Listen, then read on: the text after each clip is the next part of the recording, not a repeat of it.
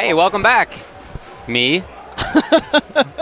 And you are watching CEO 2015 live from Orlando, Florida. This is a Capcom Premier event. Welcome back, Ultra David. Thank you very much, James Chen. It's been a nice little break, but I mean, I've been watching all the matches in the meantime. How can you not? Chenzor, come on. Oh, are we trying to make that happen again? Is it Jay Chenzor? No, it's not. No, it's never going to happen. You don't always get to pick your nickname, no, James. No, exactly. That's right. That's right. I'm just hoping people out there would crack eventually and actually, you know, name me by my actual nickname, but I guess it's not happening. Sometimes it just slips through. Yeah, exactly. Yeah. Well, like I said, I was here watching. I mean, I went to go eat. I went to go eat for a little while, but yeah, I definitely made sure to stick around because that's what I'd be doing if I were home. If I were home, I would be watching this just the same. While eating, yeah, while for sure, eating. for exactly, sure. Exactly. Yep. Yeah. So no, it's been great. It's been really great to watch so far. There's been a ton of really good matches. So some good upsets as well. So, although I still think probably the biggest upset of the day was right when you stepped off for your break, which was the Tampa Bison, a.k.a. Booker versus Shanghai. That was a pretty crazy match there. Yeah, so. that was probably the biggest one. I sort of hesitate to say that because I know that there are some days when Shanghai is amazing, and then there are some days when he's a good player always, but he's not always up to that very highest level. And Booker is always very good too. I mean, it's no surprise that he did well, I don't think. Yeah, he has taken out a lot of players at these events like this. So, absolutely. Yeah. But right now, so we are starting the pools here. So let me name you some of the players to expect from pool 13, 14, 15, and 16. Okay. In pool 13, we have Infiltration. Shout-outs to Julio, who has been traveling a lot more to these events. Oh, wow. Really? Okay. And TS Min, Team Spooky's Min, is in 13. Okay. In pool 14, we have Broken Tears Viscant. We have Guilty. Sanford Kelly is in there, and Bonchan is there. Pool 15 is Defeat Lee, Forwood, Mago, and Faaz. Wow. And That's in tough. pool 16, we have Lionheart and Dako. Okay. That pool 15 really stands out to me. Yeah, and again, if you had just tuned in and you missed it the first time, you may be wondering where Justin Wong is. He was unable to make it to this event. He came down with a cold or some sort of illness and was unable to attend here. So shout outs. I'm sure he's at home watching, having a good time. In the meantime, it's Brian F. and Octopus on fire. This is pool 13. Octopus on fire always shows up pretty strongly with Blanca. You know, we mentioned that there's not a lot of good Blancas out here, but there are a lot of, you know, strong Blanca players out there representing their character. Oh, nice. Like that escape by Brian F. Good reactions. And he's done a really good job at keeping Blanca where he wants. This is a match that can be tough for Blanca to make comebacks in, that's for sure. Tough to get in on Balrog. I feel like Rog is a very similar character that is just built stronger and doesn't really need to go to some of the silliness.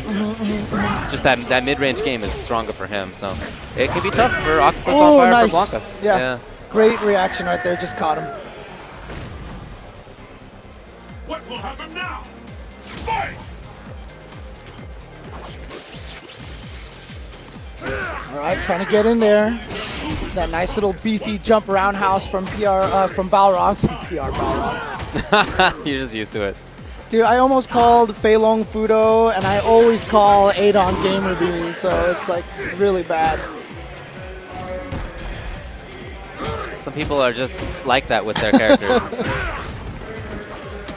Nice, gets the throw. Yeah, you saw right there, Octopus on fire just decided to just run away. Didn't want to get hit by that low fierce again. Right.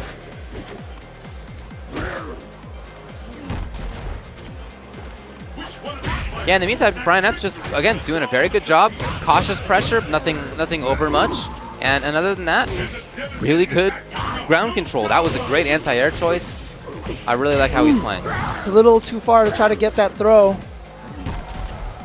Kind of one of those unsure throws, not quite at that time when you know your opponent is really kind of turtling up.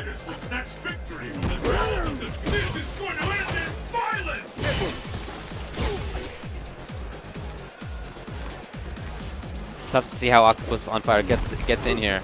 Well, it just hasn't happened yet. And he's got a lot of meter, but Blanca's not one of those characters that's really easy just to kind of bust out uppercut FADCs when you need to spend that meter. Right. Furthermore, I feel like the bigger issue is just getting in. He's in. Oh, you know what? I love the block. That's a smart mix-up to try at that point. Yeah. It can be tough to see which side he's going to end up on, but I'll give that one to Octopus on Fire. Yeah. Like I said, it's just really hard to actually get that timing. So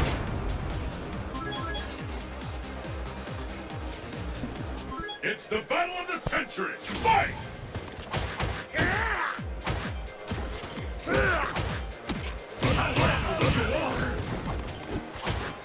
coming in again for some light pressure. oh wow, jump jab. That you don't see that very often from Balrogs. That's for sure.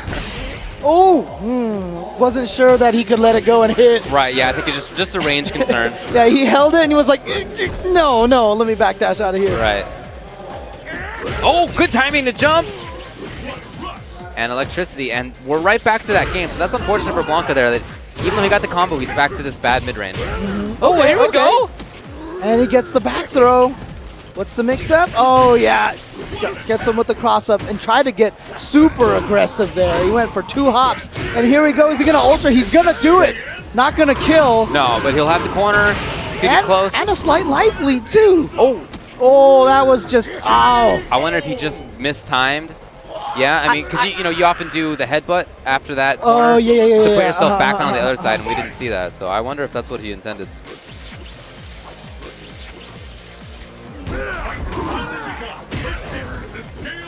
All right. So looking a little bit better this game for Octopus on Fire. Ooh, great whiff punish from Brian F. Good spacing. Nicely positioned. And you can see he's consistently trying to stand at outside of that range, outside of where slide is an issue. Even if you're still blocking it, you don't want to be at a range where it's reactable. Yeah, it's interesting because when you stand at that range where the slide will whiff, that actually kind of opens up the door for Blanca to do jab ball.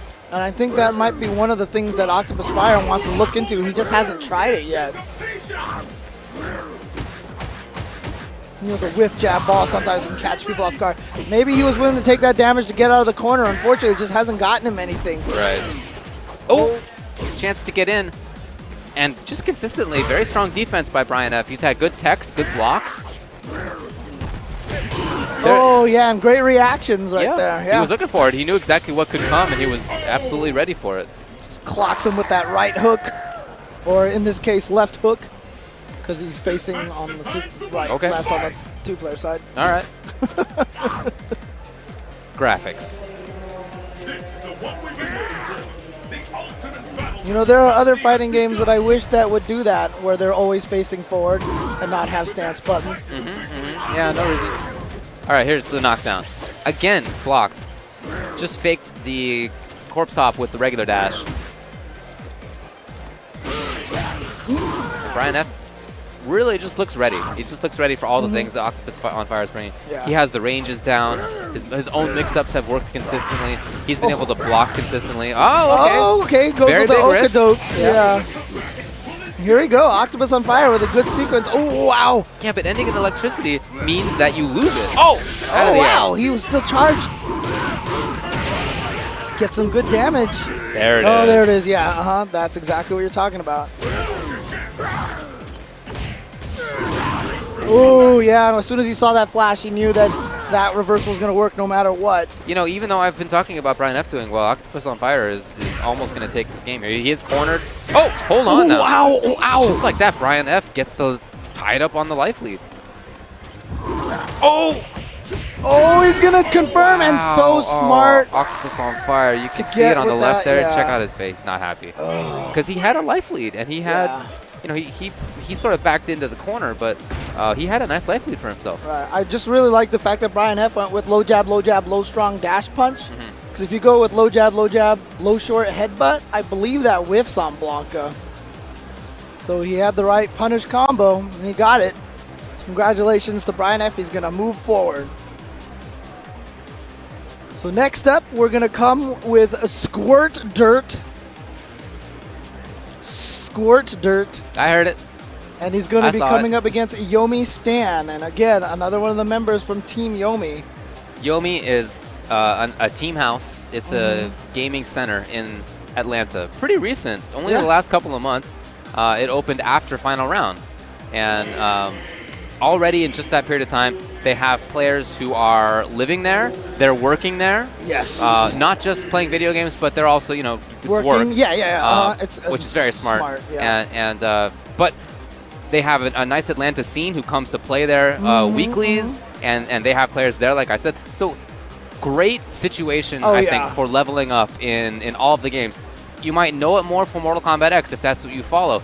But in fact, they have a local player called Joel. I hadn't heard about Stan, but here's Stan. They're now sponsoring Dominion, so they're really in SF4 as well. Yep. And I've talked with them. They have plans to make it a bigger thing for Street Fighter, and especially once SF5 comes out, they said that they're really going to go hard on that. That's sick. Yeah, and actually, so Ski Sonic says that he's good friends with a lot of the Team Yomi guys, and he told me that, you know, one of the questions that we had talked about on Twitter before was why aren't they streaming a little bit more stuff? And actually, they have everything ready, but they want to make sure they get it right, they get it good, and they're not even going to just be like, hey, let's just stream casuals. Like, they want to do like real good quality streams. I love it. Love it. I love everything that these guys are doing. This is a group that you should keep your eye on right now. Agreed. Like previous to them, maybe was like Team Pi, for example. That group really kind of took off, especially with Smug's success and Zeus's success and such. But now I feel like Team Yomi might be the team to watch. Very strong team. And they've really showed up here. I was walking through the audience on my break, and the whole front row, essentially, was Team Yomi. Nice.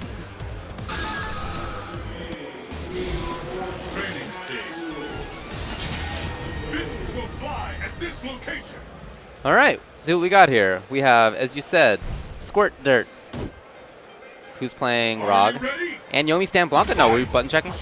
Yeah, okay, because that was the same matchup. It's not likely to see that twice in a row. After this is going to be Kane Blue River versus Misfit Penguin. Nice. Kane Blue River, of course. Very good at Marvel and KOF. You know, trying to make a name for himself here in Street Fighter 4. Hasn't had quite the success. That is true.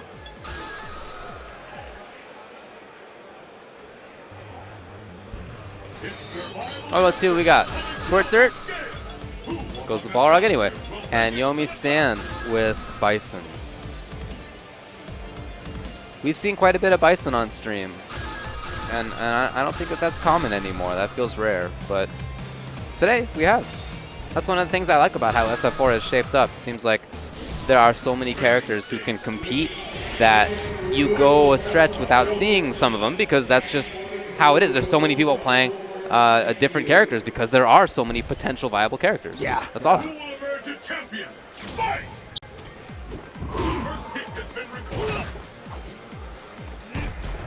All right, let's see how they do here.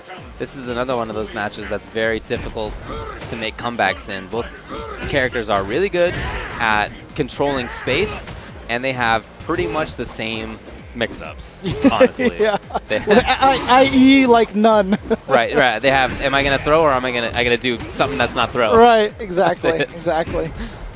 And it's also one of those matchups that once one guy gets a lead, it's really hard for the other player to come back because you really can just kind of sit there and do nothing because their mix-ups are so limited.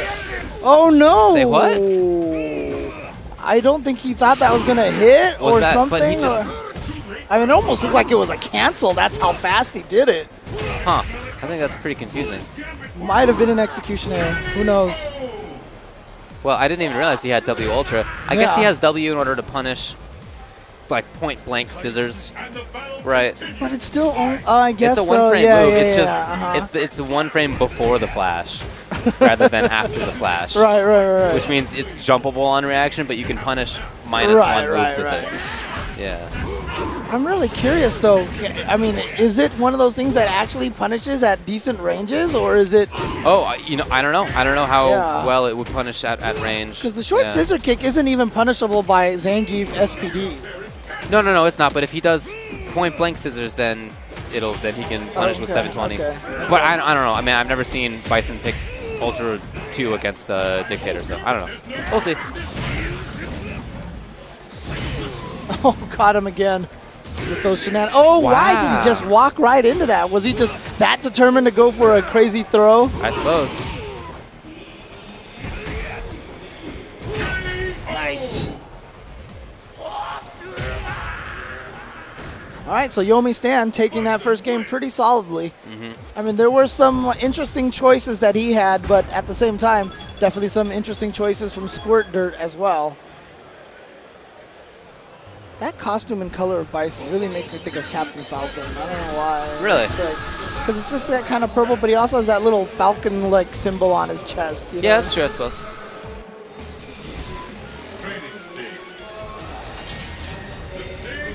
All right, so Squirt Dirt's going to change over to Sakura instead. Interesting. Interesting choice. Which really changes the dynamic of this fight. Because obviously Sakura can go in a lot more offensively. Oh, beautiful use of that Crouching Fierce anti-air. If you have a really strong read on your opponent's jump, that Crouching Fierce is really hard to stop as an anti-air. Oh, let me lean back. So your focus is just going to whiff. Oh. Did he go in? No. I mean, you know what? In that kind of a situation, not much you can do. But it's just like people have gotten so good at reading that Desperation Ultra at the end of rounds. Oh, that jump roundhouse from Sakura hit so low that she was so high in her jump that she actually got hit by the focus crumple. Usually you can land and block in time. Right. Oh, that was the opportunity. You can probably see that this is not Squirt Dirt's first main character. Obviously he went with Balrog. Probably has a little less practice with this character, perhaps. Yeah, and that's too bad then that he put it on Sakura, because he's at risk of being sent to losers right now. It looks like it might happen. Match point right now for Stan. So, to bet your, one of your 2 tournament lives on a less practiced character. And you can see Yomi Stan really, honestly, is just. I mean, he was basically toying with him at the end. He wasn't even touching the joystick. No, he was just a neutral and just chilling there, standing roundhouse when he needed to. Yeah. The 2 players actually have a nice little chuckle afterwards, so. That's good.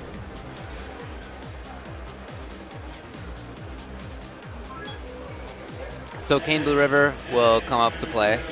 From Chile, of course, his story is a world warrior story. It's him coming from Chile, and he's come to North America the past probably 4 years, I want to say. It's been a little while now. Yeah, I wouldn't even necessarily say North America either, because he also goes to Japan. You're right, he goes all over the place. In fact, he's BE Kane Blue River because he's part of team of Black Eye.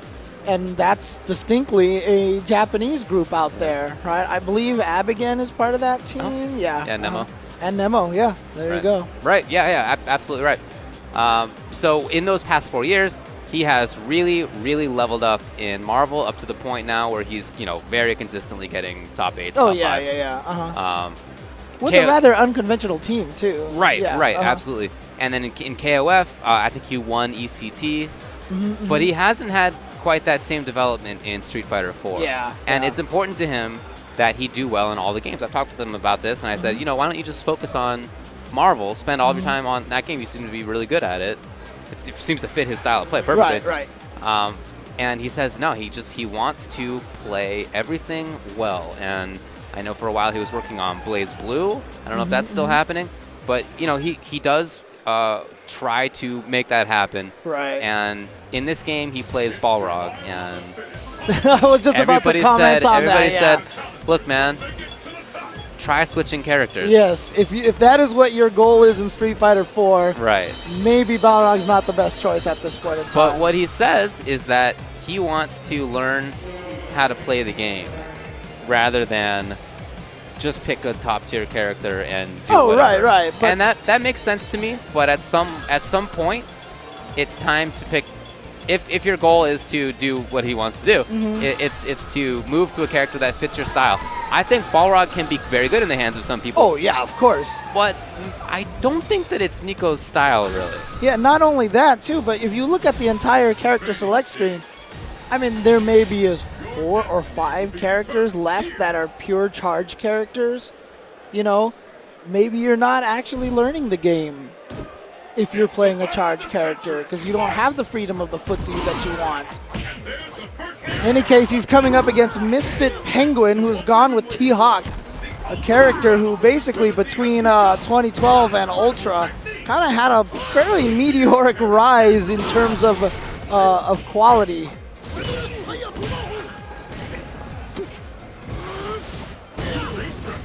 Yeah, and T-Hawk is in there now. There you go. I don't know why that works so often. Dash up roundhouse. It works. You just don't expect him to have that long of a range. I press that button like two-thirds of the time. That's because you're a T-Hawk player. Sometimes people forget he has that move. I mean, I use it from ST. That was like one of his best pokes. So yeah, I mean, I'm always thinking of it. Okay. Oof, trade no ultra because it crossed up. Right. But yeah, again, this character got so much better. We've seen Koji KOG. We've seen no ultra. Oh yeah, he's done. And a little chuckle from Chamber River. And then also Native Impact here from the US also doing supremely well with T-Hawk. It's a character that cannot be underestimated anymore. No. Are you ready? Still a character that I think can be contained, but yes, yeah. But very good. He's a good character. That's why the two players who are the best with him, honestly, are nuts.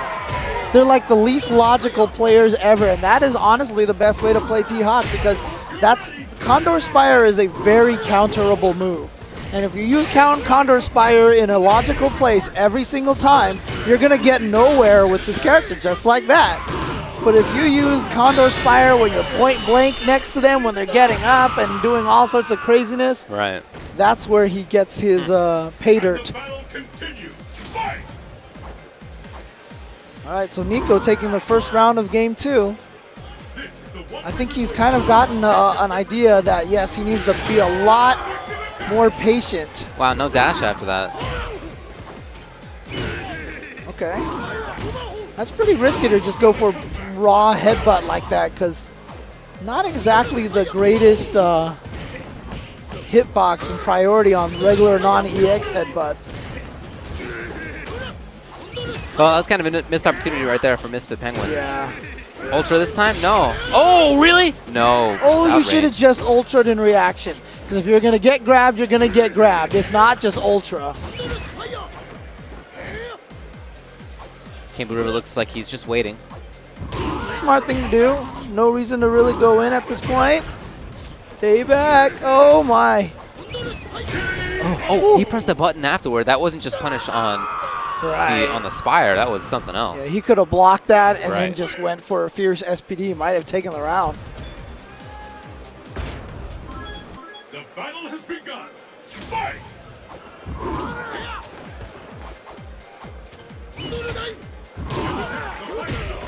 Okay, good whiff punish. Good whiff punish from Nico. Oh, Misfit Penguin looked like he went for an SPD, missed it. Jab SPD, what's the mix-up? One of the scarier vortexes is that post-jab SPD. Yep. From T-Hawk. Nice reactions this time. Ooh, the boot to the face. Yeah, Hawk has good buttons. And they can keep up to at least some degree with Balrog's buttons. Although that hasn't really been how Misfit Penguin wants to play. He wants to jump in or he wants to spire. And I think Kane Weber is starting to get the read on that. Yeah, all he had to do was realize that he could sit still and Misfit would be the one trying to do stuff all day. And, you know, a lot of times, oh my God, he just went for a raw level 3 focus and it worked. And just like that, Nico has lost a huge chunk of his life.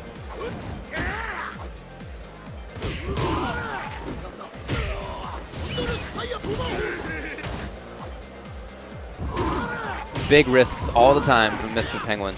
It's the name of the game.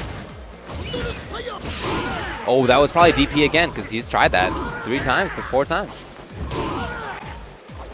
So now Kane just trying to control, just doesn't want to get close, doesn't want to have anything to do with up close T-Hawk. He just wants to be at a range where he can react with, you know, headbutt to dive, something like that.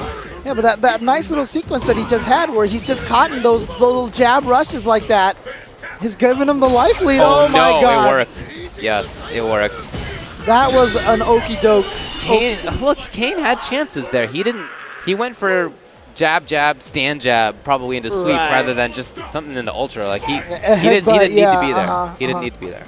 Well, he's got a lot of meter here, so a nice hit in the super could be very nice. Oh, he's just going to use it to juggle. Wow. I'm not sure about that because you've just lost your EX headbutt. But you know what? Things are looking okay for him. Ooh. Okay. There you go. That's the read. Yeah, he just knew that this guy was going to be mashing ultras. In fact, you know what? To be honest with you, he might have heard it. Oh, yeah. He might have heard it on the joystick and then just baited it out that way.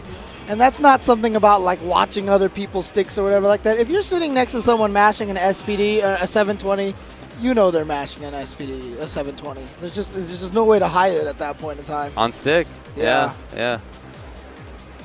That's why if I ever took playing seriously again, I would play on hitbox or on pad. Because everything is a button Silent. sounds and stuff like that. Yeah.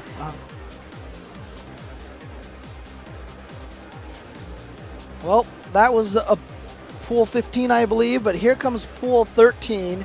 We have EMP KDZ going up against Mr. Infiltration. These are two former EVO champions. That's right. Different KDZ games. took Injustice, right? Oh, he did. Injustice, the first year it was out. When he used Superman, and Superman was ridiculous. Right. But that said, he blew up all the other Supermans too. He was very solid that top 8, and he sort of I think there's some like revisionism that goes on where it was like, well, it was just Superman. It wasn't. That was part of it, but that's a good character selection. That's good, like good on him. And on top of that, I thought he just played really intelligently, very, very, very well. Right. But Infiltration definitely has the bigger high-level resume. I mean, he has a bigger high-level resume than almost anybody on Earth over the past several years. Right. Won too many tournaments to even recount. In Street Fighter 4 and in Street Fighter Cross Tekken. In the US, in East Asia, a little tournament called Evolution.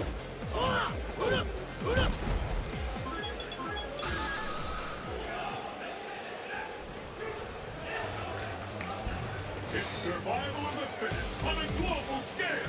Who among the challengers will make it to the top? Now, it's really, every time Infiltration comes up, I swear I just don't know who he's going to pick. Right, I was just wondering that. I wonder who it's going to be.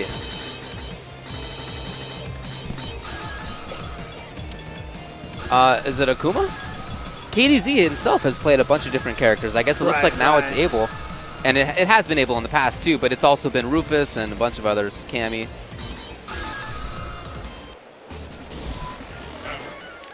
But that's what it's going to be. It's going to be Abel and Akuma. Ultra 2 Akuma.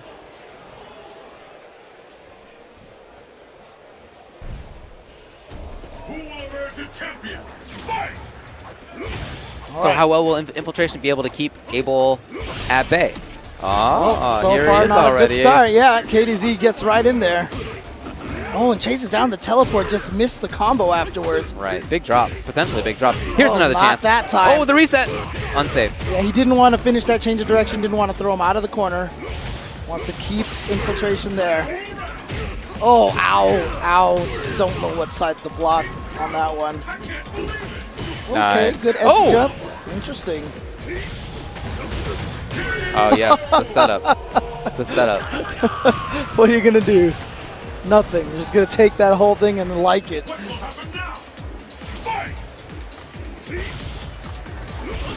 KDZ just trying to range out, stay out. Wow, his focus dash timings have been a little bit predictable. The last couple of times Infiltration just had sweep on them, been able to predict. It's not a good look. Gonna have to switch things up a little bit.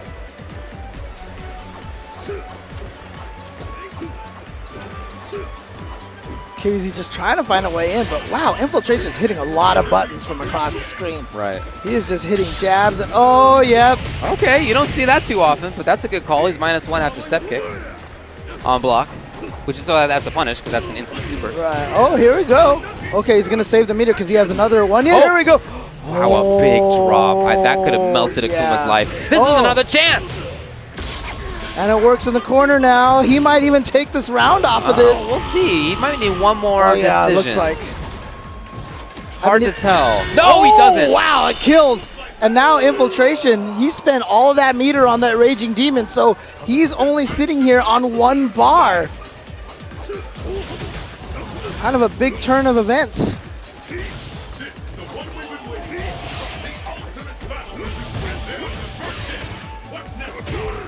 Oh, here we go. Nice. Stand jab, sweep, gets the hard knockdown, but then misses his combo afterwards. Wow, KDZ just walked into that. Okay, finds it. Infiltration trying to get away. Oh, nice whiff punish. Now it's time to go in. Yeah, that whiff punish, that was it. Yeah, KDZ did that EX Falling Sky on Wake Up. Maybe was hoping that he would go for air fireballs or maybe that dive kick, pause himself in the air. Instead, Infiltration just went straight for the safe jump timing and just got right through there.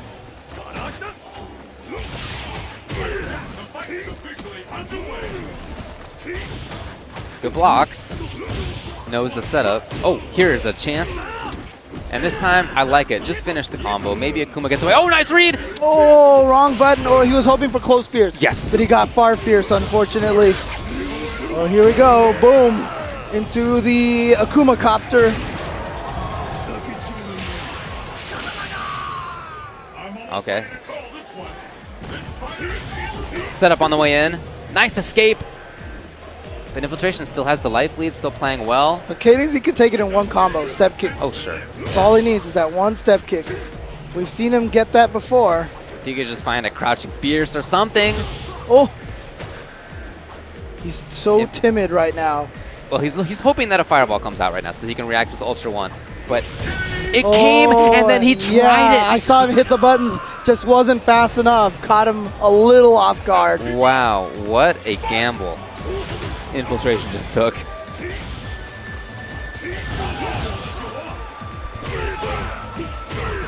Wow. Infiltration on point with his post roundhouse combos. Wow. Jab combos too. And the stun. And we might be seeing close to the end of this. He's going to need one more mix-up, but it's getting close. EX Fireball. EX there you Fireball. go. Oh, I thought he was going to walk up for DP. He doesn't. Yep. Another chance here. Hold on now. KDZ has a character with such crazy damage output that it's not done for sure. Great block. Oh, no. Should have just raw ultra'd maybe. I think you're right. Because he wouldn't have had meter for FADC anyway, and then a stand jab from Infiltration is going to take it.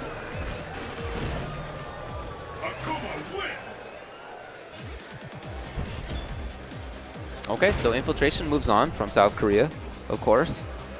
One of the favorites, I think, to make it into top 8. Oh, yeah. Impossible to know who's going to make it into top 8. There are just too many good players, but I think, or especially to say favorite to win the whole thing. Right. But certainly I think he's a favorite to make top 8. No doubt about that. Yeah, Infiltration, he's just kind of there by default with his history and just how good of a player he is. Right. Like I said, a lot of people have probably caught up to him in terms of skill level, but he's just still such a strong player. You can never count him out. He always has to be one of the favorites. Yeah, no doubt. Well, coming up next, we're going to have Julio from Northern California. That's the man on the right. One of the best Yuns in the States. I like that he's traveling more often. Wasn't it just that final round when he said it was his first tournament outside of California? Yeah. That was only a few months ago. So it's really cool to see him traveling more. That's great because he has a lot of talent and a lot of skill. And I feel like one of the few things that he still needed was just experience. Just experience of traveling more.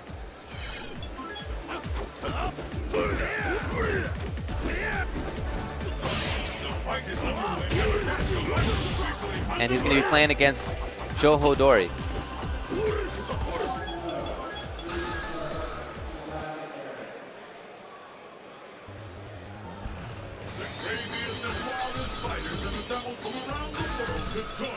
So Julio, of course, with Yun. Johodori is going to go with Ryu. It's going to be a tall order for Johodori then. I feel like Yun, just the mobility, the ability to shoulder through fireballs. It's hard for Ryu to control the ground with his fireball game against Yun. He's going to have to rely a little bit more on footsies, maybe try some stand strongs to counter dive kicks. Yep, right there. As soon as we start, we got a shoulder right through a fireball. Right, yeah, that might be a problem. But here comes Johodori. He seems to be doing pretty decent at first here. Decent start. But here comes Julio in the corner. Nice. Wow, Johodori is not scared right now. He has blocked 2 dive kicks and just gone for uppercuts. And there was a 3rd raw uppercut and a 4th raw uppercut. And punished on the dash towards. So sick. Wow, and that wasn't that. That second standing forward was just a mix-up. Like he just walked up and stand forward him out of the air. I don't even think that was part. Yeah, that wasn't even a part of the combo. Just took it. This is always why one of those situations where it looks like a player is like, oh, look, he's doing really well to start, but then all of a sudden things go south because we've already established now that Johodori is a very uppercut-heavy kind of player. Right. And now Julio could probably take advantage of that very much. Nice reaction with that. Yep, you see Julio just back off. We're a range where uppercut won't hit, and then he can get the dive kick. But then he got Johodori scared to do uppercuts, and then that's when he walked in for the throw. Good work. Good start for Julio. 2 rounds really quick. Yeah, just a lot of control. Exercised that whole time.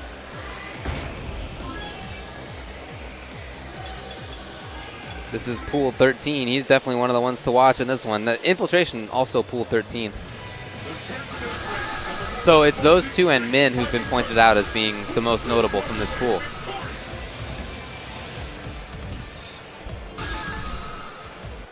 And Julio and Infiltration, you know what? They've both been on stream so far. They've both made that look like the right call. Yep. Both of them with great success so far. Obviously, Infiltration took it, but Julio has yet to win. But that first game, if that first game was any indication, I don't think it's going to be too crazy to predict that he's going to come out of this match. Right. He's just been doing a good job conditioning Johodori basically into what he wants him to do.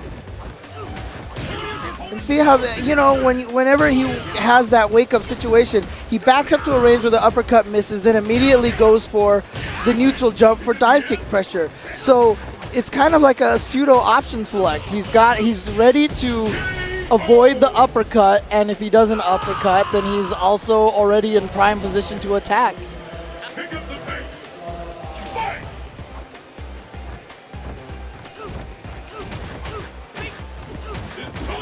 Oh, big chance, big damage. He's again recognized that he likes to try to uppercut after blocked dive kicks.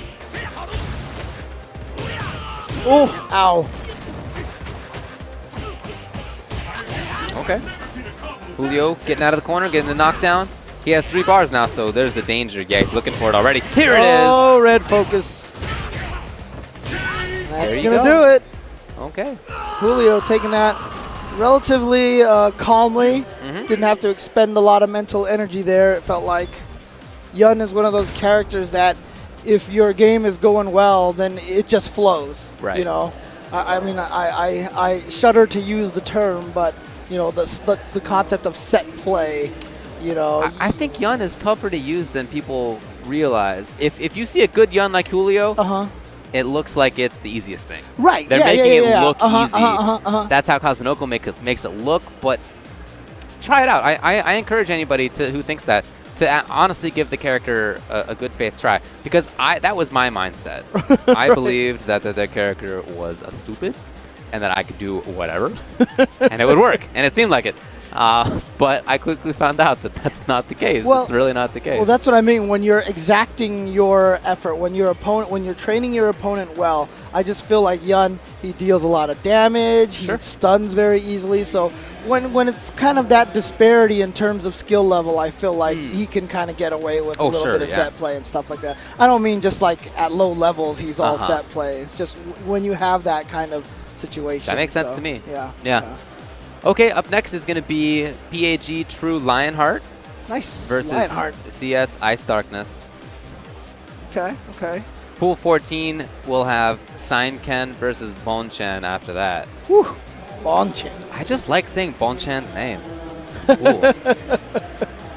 It just sounds like it has power, right? When you say does. Bonchan, there's something about it that sounds power. Maybe we're a little bit biased because he uses Sagat, and Sagat is like, buff. There's something about the word itself. I like the word. Feels good. Bonchan.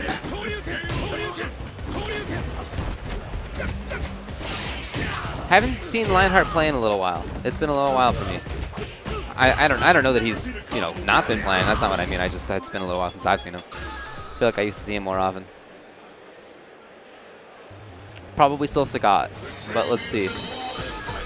Yep, Sagat, his man. And his Sagat is it can be a risky Sagat. We'll see if that's what he does. His opponent is CS Ice Darkness. On the two-player side, M. Bison versus Sagat.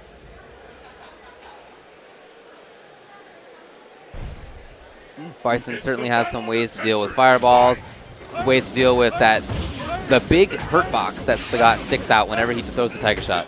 But one way to get over it with jumping, that's really not going to work out very often. It's not Bison's strength, It's not going to work out too often. Found that out with Elena as well. You do not want to be jumping over fireballs with a character. Yeah, you really have to get a good read on timing. Yep.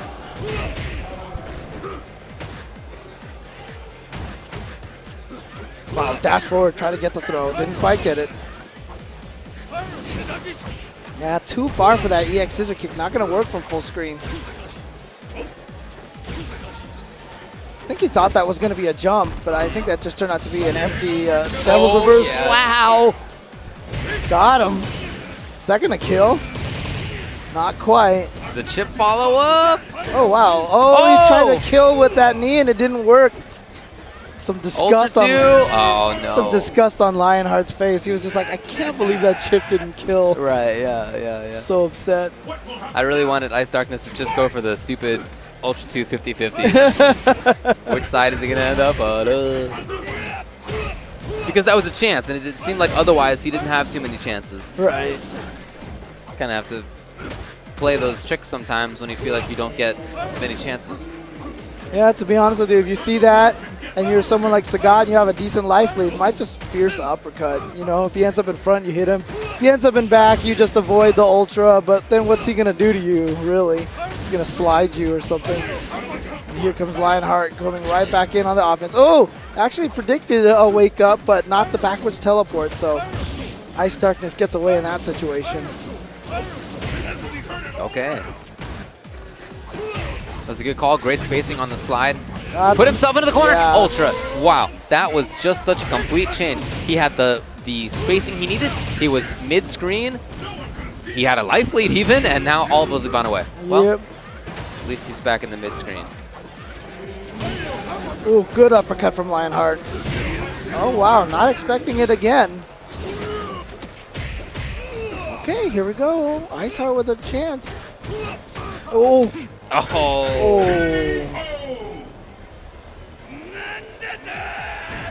That's Lionheart's on the right side of your screen there. Ice Darkness on the left. Getting some advice from his coaches. Yeah, I can't see who it is. Yeah, it's pretty standard now if people at home are wondering in terms of coaches. Everyone always seems to have are allowed at least like one coach, basically. Yeah, that does seem to be the rule nowadays. Yep. And a lot of tournaments have explicitly made that the rule. Yes. Oh, that was not a proper punish, and Lionheart even knew that. Even though he got the knee to hit, he was shaking his head like, I don't necessarily deserve that. That's the kind of pressure a lot of fighting games players put on themselves, you know. They may come out on top, but if it's just not clean, they're just not happy about it.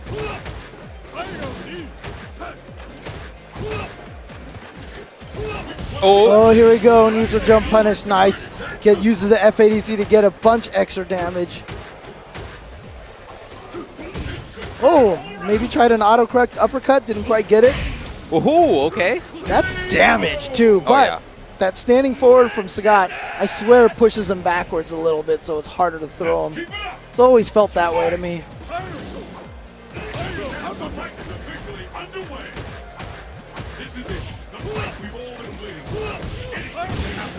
Nice confirm, gets in there, and now Lionheart has a lot of good pressure for himself. Oh, we want overhead. Ooh. Again. Oh no, it just mistimed that meaty. Mistimed it pretty badly.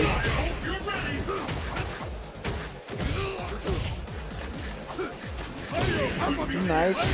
And early too. Ooh, oh yeah, okay. That's somebody who knows his character right there. Did he get him in time? He did. I think he just forgot. I think he just absolutely forgot that that was there, but the Ultra just doesn't do a lot of damage, but enough that it's chip. Oh my god, that did not kill. I'm really surprised. No, don't go for that. Don't go for that. Don't go for that. Already Lionheart has his hand extended. Don't go for that. Ah. That is a heartbreaking way to lose. Yeah, you got that head stomp chip. You kind of got away with that already. Right, yeah. Like chill a little bit, and then, and especially if you're going to go for the chip like that, don't use regular Psycho Crusher, which kind of is a telegraphed startup. EX Scissors or something, you know. Or maybe just even another EX head stomp, you know, if you jump back. He didn't have another bar, I can tell you that. I remember that. Shoutouts to XSplit. Of course, that is what we are using here to broadcast to you this CPT event. Definitely head over to xsplit.com. Try out their new version 2, lighter, more efficient, faster. There's an example of one of Mad Cat's TE sticks that are coming out that is both useful on PS3 and PS4. And they will be making a lot of Street Fighter V products coming up. You can count on that. Street Fighter V is here to play. That's right. It's right over there. I have not been able to play it yet. I played it just 3 games yesterday, last night. Right. Found some cool tech with Bison. Yeah. EX Fireball cancel into EX Stomp or Devil's Reverse. It works. It works. That it's silly. V-trigger it's is not going to stay, dude. I told Nidell about that, and he was like,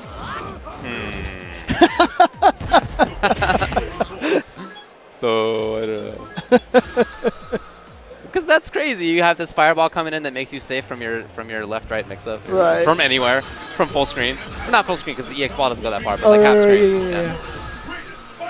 You know, honestly, we should just ask if, you know, they'll let us borrow one of those consoles into our room, you know. Oh, yeah. Why not? They should let... Sure. That's definitely not happening. And then the problem with it is if that happened, tomorrow on commentary we'd be like asleep. Because we wouldn't sleep. Stay up all night? We wouldn't sleep. We'd just be playing all day. All right, so here we go. Sein versus Bonchan. Sein on the left using Yun. Bonchan on the right. You got to imagine that Bonchan and Kazunoko have played each other. Oh, no doubt about that. Yeah, that was one of those unfortunate situations where sometimes you're better off just landing on the fireball. If you do that dive kick, Sagat's just waiting for you. Bonchan is so smart. Oh, I love that jump timing, but it's just a little bit off on the medium kick. But in general, Bonchan is just so smart about where he places his attacks. It seems like they're always at the right spot. And he's also does a fantastic job of switching between a slow style and a fast style. You expect him to hang out and throw fireballs because he establishes that expectation. Right. And all of a sudden, he's doing something differently. All of a sudden, it's EX to get in your face, and then it's a mix-up. So good at switching that up. Yeah, it's really interesting because at one point in time, many of us, including us, many people, including us, thought Bonchan might be the best in the world. He just hasn't had the same kind of results recently at some of the tournaments. In fact, at Southeast Asia Majors, I don't even think he was top 16. He wasn't even like top 32 or something crazy like that. Not the best of weekends. but he seems to be starting off pretty well here against Sein Ken.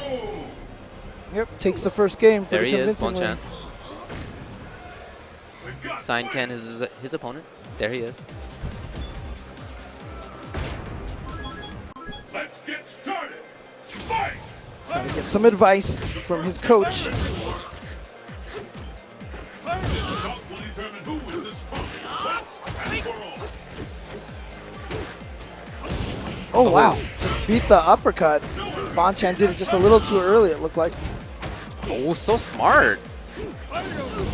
Look at those placements from Sein Ken. Good stuff so far. Yeah.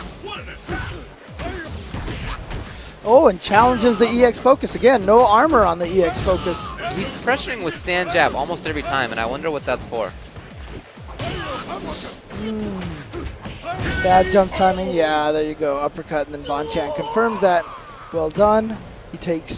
He's at match point. I wonder if he's option selecting something in there, or I wonder if that deals in some way with Yunn's DP. I wonder. That's a good question. He's done it so consistently that it makes me wonder.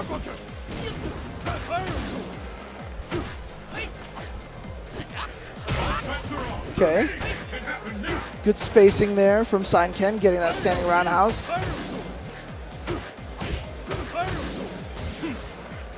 Ooh, angry scar. Making the dragon punch if it comes, and it does!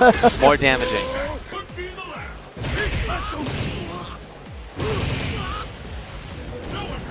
Okay.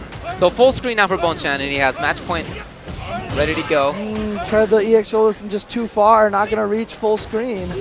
And when he sees that Yun is at that range where Yun can get a shoulder, see how cautious he was playing? Yeah. He backed off specifically. Yeah. He went in specifically in order to stay away from that range. Love it. Right.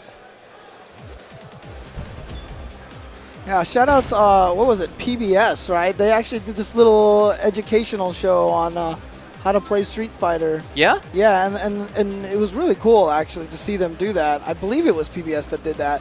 But, you know, one of the things they talked about was, like, dividing the screen into 5 columns and saying that you want to be at this distance. And, you know, if you're at 5 and 2, you're not good. If you're at 4 and 2, you're good. Okay. You know, a lot of really cool things in there. And that, you know, perfect example. So Bonchan being at that range where the shoulder was the best was, like, 4 and 2. So he wanted to be at 5 and 2 or 3 and 2. So either closer or further than that. So there you go. Interesting. Yeah. Well, coming up next, Mad Catz Mago, the winner of Southeast Asia Majors. Let's get started. And that was just last week, right? That was last week? Yeah, that was last Wow. week. I mean, these guys literally were at E3, then Southeast East Majors, and then back here. So they were in Las Vegas and then Thailand, Bangkok yeah. and then Orlando. And in just some- like that. Or sorry, Los Angeles then. And Yeah. in some cases, Infiltration even flew back to Korea for like half a day after Southeast Asia Majors and then came right to Orlando. These guys are all world warriors. It's got to be pretty hard on the sleeping schedule, right? Right?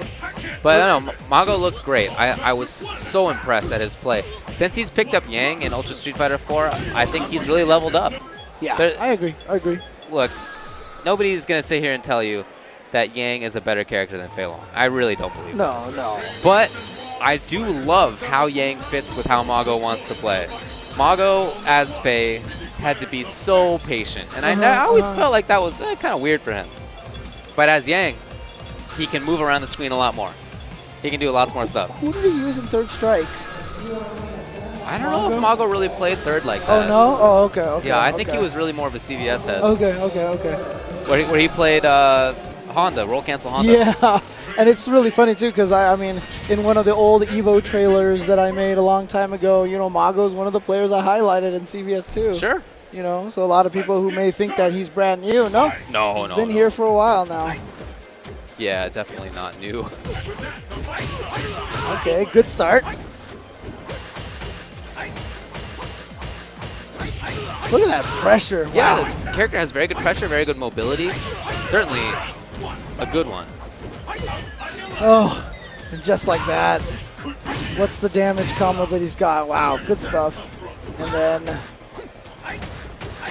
just want to not. Oh, wow, he used the meter. There was almost no reason to use the meter. He just wanted the perfect. Well, why not? I don't know.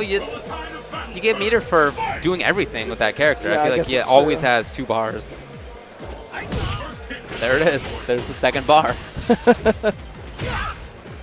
So Iuse Doom really didn't get a chance to get anything going. He was just put in the corner, and as Vega, once that happens, it's good night. So he has to fight to not be there, and now he's doing it. I like that we finally get a chance to see. Oh, wow. Mago dropping a few combos. Wow, dropped like 3 or 4 combos in a row. And then even dropped that empty jump counter timing. Oh, here we go. Okay, he's got his timing back. Oh, went back to the original side. Trying to go for some more frame traps. Oh! Yeah. That was so cute. I really like putting the teleport in there like that. You just don't see anybody do that. But that was really cool. All right.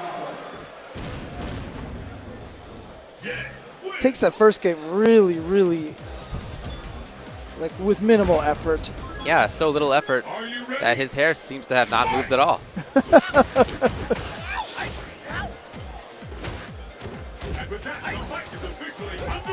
It's just one of those situations right now where I'd like to see some sort of adjustment from Iuse Doom, but so far it just seems like it's the same kind of situation right now. See, right there, one of the things I'd like to see is him to be able to counter the jumps a little bit more. Try to react to the jumps, because that's one of the things that Mago's been using to get in. See, there it is, practically another free jump. You've got some pretty decent moves, you know, like air-to-airs or early Scarlet Terrors or stand roundhouses to try to stop those air moves, but I don't know. I just feel like Mago's just been able to get pretty much whatever he wants. Yeah. Oh, nice anti-air. Yeah, okay, here's Iuse Doom. Yeah, so there you go. Once he got that anti-air going, it worked out a little bit better for him. Right. I just feel like he needs to be a little more consistent with that.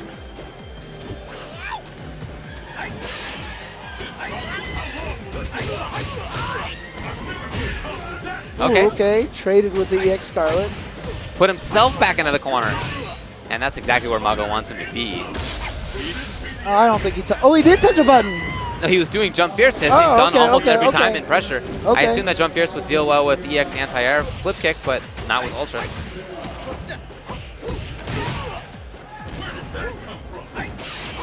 Okay, nice focus backdash. Iuse Doom. Still in a life deficit, but he did take the first round. Oof. Went in at the wrong range. Yeah. Pull out all the stops. So match point now for Mago. And Mago, just like that, is in there. I love the combos that Mago uses. They're all about getting corner carry. Right. Yes. Going for, oh, I love that reset. You're thinking so hard about the left, right, and all of a sudden the command throw out of nowhere. Yeah, that's it. No, that doesn't even matter. Roll after him. Yep, Yeah. there it is. Good work by Mago. He looked prepared. He looks real good. Yeah, I mean, you got to imagine coming off of that Southeast Asia Majors Grand Finals and taking that over Tokido. Yeah. He's probably sitting here thinking to himself, you know what, I could take this whole thing right now. Yeah, I could 2D take this whole God. tournament. Yep.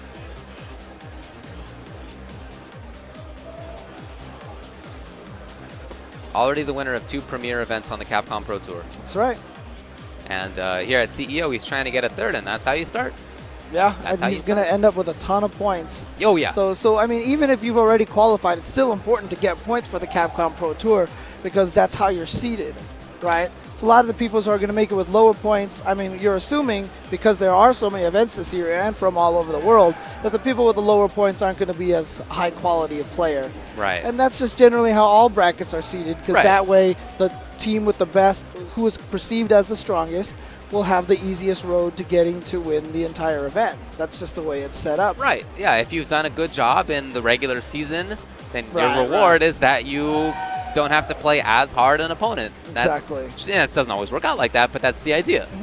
And so far, Mago has really just played excellently, and it looks like he's going to be one of those people right up at the top in points. It's not just the points, of course. At big major events like this, there's a lot of money on the line. Yeah, there's an extra 15K pot Wow. for Street Fighter 4 here at CEO because it is a premier event. Right. So, and there are already, what, 300 plus, 350 or something like that players playing, right. which means just that by itself is going to be a lot of money. So to have the extra pot bonus in there, there's a lot on the line. And I think we are beyond the age of people, you know, going to tournaments here and there, at least among this very top level player class, of them, you know, going a couple here and there. Maybe if there's a CPT, maybe you qualify and then you don't go to anything else. Right.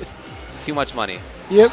Too much money on the line. You got to make sure Absolutely. you have not only wins in individual tournaments, so you get those, but then at CPT Grand Finals in December, Right. where first place gets $120,000.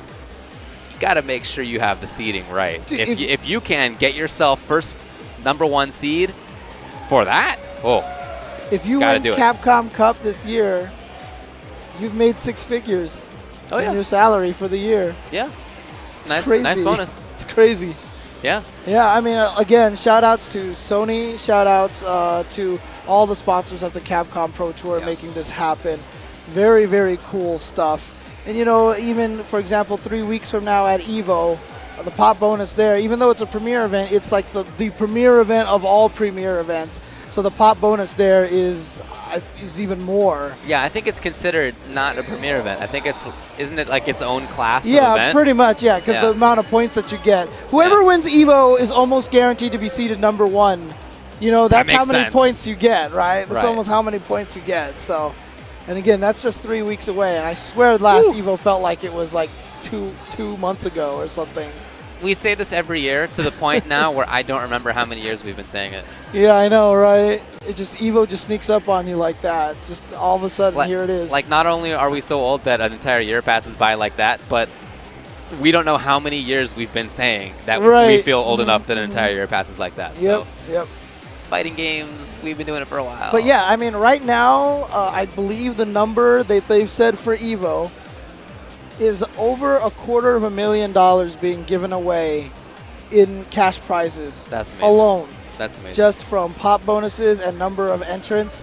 Street Fighter 4, Ultra Street Fighter 4 has broken the 2,000 player mark. And in fact, 2,048 players is that perfect bracket number. right. And Tony Cannon, the bracketologist for EVO, right? One of the guys who created EVO, Right. he's also the guy who's the master of organizing brackets, Right. had a tweet. He's like, we're at 2 to the power of 11 plus like 8 players. He's like, so far these 8 players are the only ones that have to like go against each other in this extra round of brackets. Right.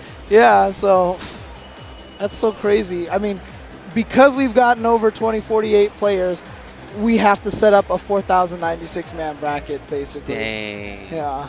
Now, we're not quite up to 4,000 players. Yeah, right. But Oh it's my still, God. it's crazy that we had to go even get to that point. Yeah. Whereas before, you know, when we were playing MVC2 at Southern Hills Golfland, we got 64 players, and we were like, yo, this is the biggest tournament ever. Yeah. 2,000 plus players in Ultra new Street Fighter age. 4. Yeah. Yeah, it's crazy stuff. Yeah, it's been quite a rise. Yeah, it's exciting. I mean, Well, honestly, yeah. if you told me this is what it was going to be like, you know, in 2009, I would have been amazed, right? But if you told me what this was going to be like in 2008, I would have been like, haha, right. Yeah, get out of here, dude. It will not happen in my lifetime. Yeah, first of all, Street Fighter 4, they're never making a Street Fighter 4. Yeah, exactly. Okay, to be fair, in 2008 at EVO, they had it on display. So in 2007, if you told me, there was no way I would have believed you. Yeah, Right. yeah. Right. Yeah, we found out in 08. That's right. Yeah, but even when we were playing like the beta of Street Fighter 4 at EVO in 2008, like it was neat. It didn't feel like it was going to turn into this, what it's become. You know what I mean? agree. So, I agree with that. Yeah. So, you know, you just thought it was going to be the next game in the steady little growth, you know, Right, the sustaining FGC. Yeah, And then I remember when it won the arcade, when we were playing it in the arcades. The scene felt like a bit bigger, but nothing that was. It didn't feel like it was anything so much bigger. Right. It was really when the game came out on console at home and really blew up after that. I mean, look, let me tell you, there was legitimately one point in time, probably around 2007 or 2008, where I told myself, I was like, we aren't going to have any new players to replace all the players who stopped playing. Yeah, I thought that too. You know, I was like, we're just not going to have any. They're just going to go away. And now today, what do we have? We have guys like CJ Truth and Knuckle Dew and these really young players who are Those just aren't even the young ones anymore, man. That was 5 years ago that they were young. Don't say that. I'm serious. Don't say that. It continues to grow. It's nice. It's nice. All right, up next we have Yomi Danut versus Corn Alukard. Danut is on the right side, Corn Alukard on the left. Alukard is super talented, and before Ultra came out, he was one of the few people playing Evil Ryu. And I remember when people thought Evil Ryu was not that great, and he and everybody in the upper Midwest where he lives were saying, "You are all crazy. This character's ridiculous." And it's because of Alukard. And I feel like, look, Hugo doesn't have that potential, but in much the same way, he's making a case for Hugo as he did with Evil Ryu. And of course, then there's DJ. Yeah, but Danut is one of the premier DJs. So yeah. I'm not going to sleep on him too much. I've played this matchup. I feel like Hugo does just fine. Yeah, really, it just comes down to how brave are you willing to challenge the clap right there. Right. If you block it, you risk getting meat squashed. And you open open yourself to that, yeah. And if you do a reversal under it, you risk eating 400 damage. On the punish. So it's a dangerous game. This by itself is 320 if he hits the slap. That's 320 damage if the slap hits. That's a lot. Yeah. And it's so funny to me how they made the lariat move in this game.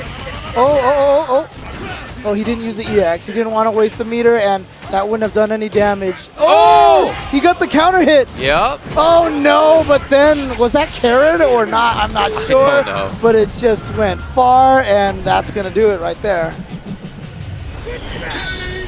Ouch. It has good range regardless.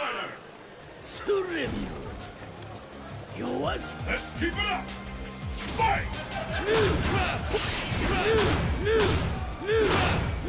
Yeah, it's really funny to me. I was saying earlier how that lariat move that he has in this game is like so much better than when it was in Third Strike.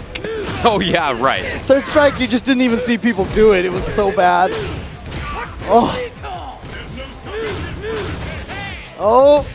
Oops, that was definitely not what he wanted to do as a punish. Right. Doesn't matter. He's got that SPD again. Yep, there's that slap. 320, as you said. Oh, he went for it. Not quite close enough. Oh, not close enough for that to connect, though. How can they not make this? Well, yeah, didn't make it happen. That's a really good chip out move. He absorbs infinite attacks until he gets close to you. And so it's really tough to avoid. You can Is throw it him just out even of on the EX Lariat that he has infinite? I thought that was just on the Super, wasn't it? Or no, it's EX Lariat. It's EX Lariat. Oh, yeah. Geez, Wow, okay. what a start with Crouching Fierce. That was awesome. Yeah. Dude, that focus reaches so far. Oh, yeah, he had the counter hit on that low short, so that's why I comboed into the jab clap. Mistimed that safe jump, and even Danut recognizes it, nodding his head. Oh, and he went for it. Baku breaker. Oh, the mix-ups. It's so tough to deal with. Yeah, because it's visually almost impossible to tell which one he's doing. In fact, it probably is. I mean, it basically is visually impossible to tell. You don't know if he's going to do it as a true media or if he's going to recover in time for whatever else. Just got to guess. Oh, no, a red focus. And that's a lot of meter wasted for Danut. Oh, just can't get out of there, yeah. Even that is, that's going to do it. Oh, yep, goes for the extra. Ooh. Now Alukard already shaking his hand. Did not look like he was sitting there like, maybe I might live, and then Alukard just like turned to shake his hand, and Danut's like, yeah, okay. And that is the potential power of Hugo. Very underrated character, in my opinion. Yep, me too. I mean, so much to the point that in Europe, Infectious really caught a bunch of people off guard, defeated Tokido. That's right. To the point where we saw Tokido using Hugo at Southeast Asia Majors to try to counter Yang and a couple of other characters. Yeah, you made the point that you thought that maybe Infectious blowing up Tokido maybe made Tokido look into Hugo a little bit. Right, And then that's why Tokido picked Hugo against Mago at Southeast Asia. Yeah, I think that makes sense. Oh, I was really impressed by Infections, that's for sure. This has got to be a winner's bracket match that we're seeing on here. Or maybe a winner's finals match, I'm saying. Forwood versus Defeat Lee. I'll take a look who else is in that pool. But of course, Forwood from the Display Lag group. He created Display Lag. Super, super strong. Oh, okay, Mago's in this pool, so this is probably not winner's finals just yet. Right. But Forwood, a very, very strong Akuma player, one of the last Akuma players here in the States.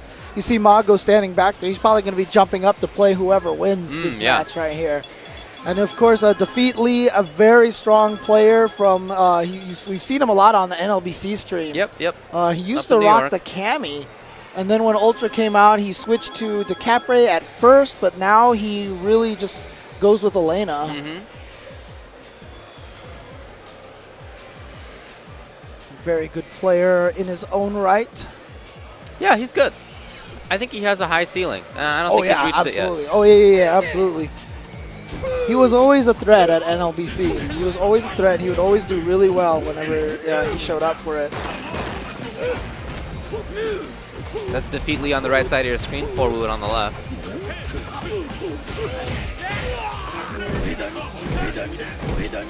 Okay, I think the buttons are good, folks. Hey, alright, they agree.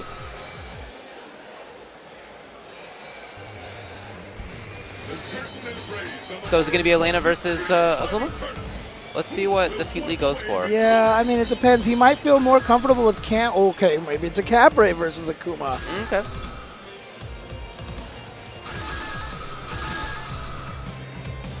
He took in some nice, deep, meditative breaths there.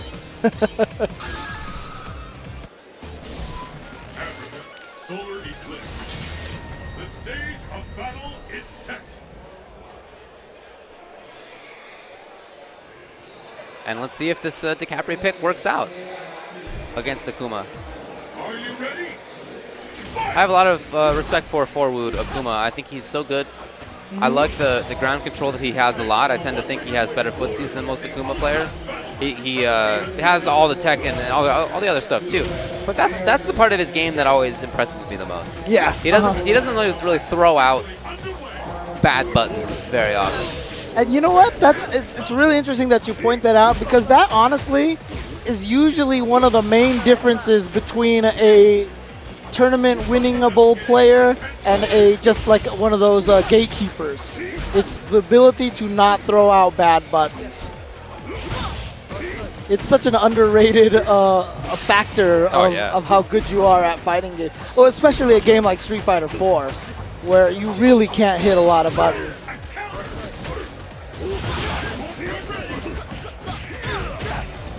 Alright, goes for the roundhouse hurricane just in case the short one was too far away. DeCapre has Ultra 2 lined up. Going to be dangerous for Akuma to go into the air. Yeah. With that very fast, very far range Ultra.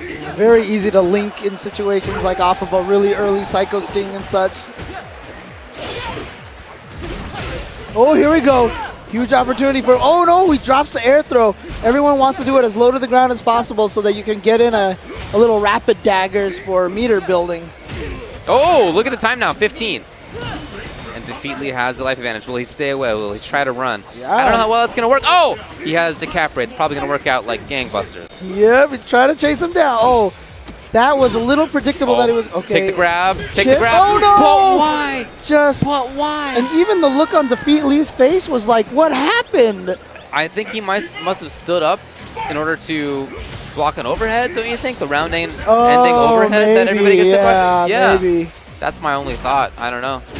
I just thought he was going to go for Fierce Uppercut, EX Uppercut, chip, because the time would have ran out right away.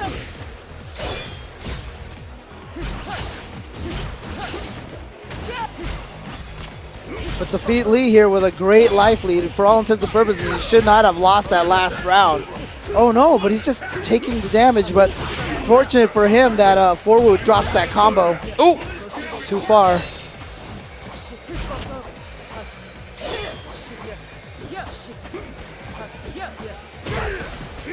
Chance now as Forwood comes in. Oh, wow. It's actually a super effective strategy to go for that. You know, when it looks like you mistimed your safe jump and you're going to land too soon, and then instead you throw out kind of that frame trap a little bit delayed. That's what Forwood did there. Yeah. So, defeat Lee, going back to the character select strategy. And right back with the Capri. Okay, I thought he might have been considering some Elena or something like that, but yeah. No. I mean, here's the thing, right? I mean, you know, I don't necessarily agree with this, but a lot of people think that Cammy works really well against Akuma. Right.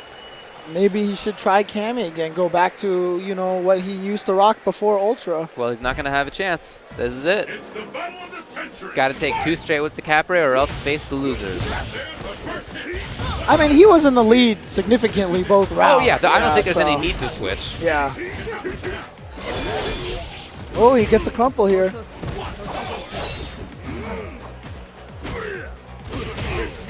Good job to not stick out a button in the air by defeat Lee or else risk getting Dragon Punch. I mean, is it always good to go for that rabbit daggers in that situation? You don't get a good jump mix-up. Sometimes I feel like maybe you should just throw them and go for a jump mix-up instead.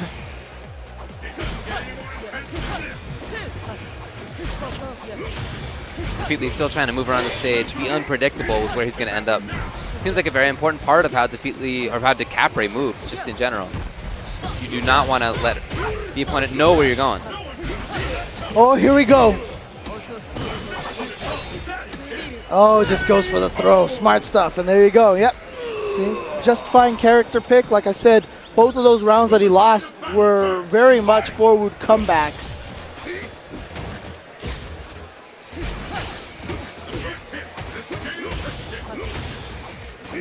Forwood did get the hit on that crouch strong. Didn't get anything off of it, though. And now here we go. But now he has all the momentum. Empty jump low. And then, oh, patiently waits for the back dash. Oh, no! Oh. A chance here for defeat Lee. But I'm really glad defeat Lee did the quick rise. No! Because, you know, in those situations, a lot of times people are like, well, I'm dead, and they don't do anything. But at least defeat Lee did do the quick rise in that situation.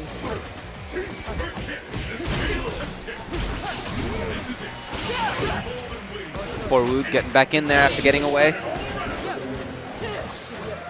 And defeat Lee back to this game of sort of feigning a hit and run, coming in now.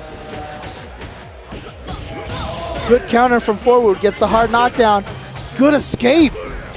And yeah, now an execution error from Forwood's going to give defeat Lee the chance. Oh, that was so sick. Interesting. Instant air EX drill. That's not a ground drill. That's you have to go up into the air first. But she can do it immediately once she leaves the ground. So it's safe on block, and it's a nice little chip out move.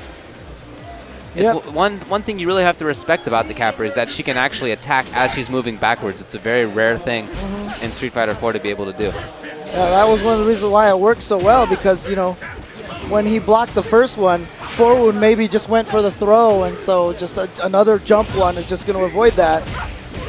So defeat Lee ties it up. But here comes Forwood. Again, gets the counter hit low strong. Needs to convert that into maybe a stand roundhouse at that range. Because that first hit of the stand roundhouse is going to stand the opponent up. Might not work on the dolls. I don't know. Maybe. There's the EX to get through fireballs. Oh, misplaced. Gives Forwood a chance.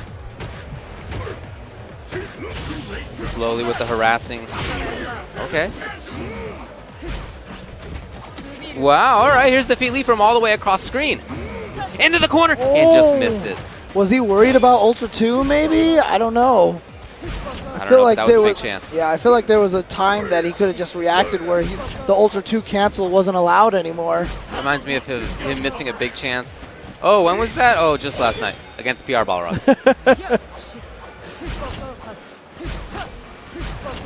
Told him earlier it was a really good almost win last night. Oh, man.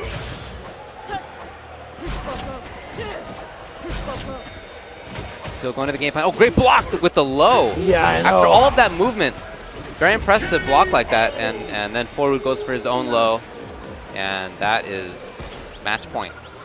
What will happen now? Fight!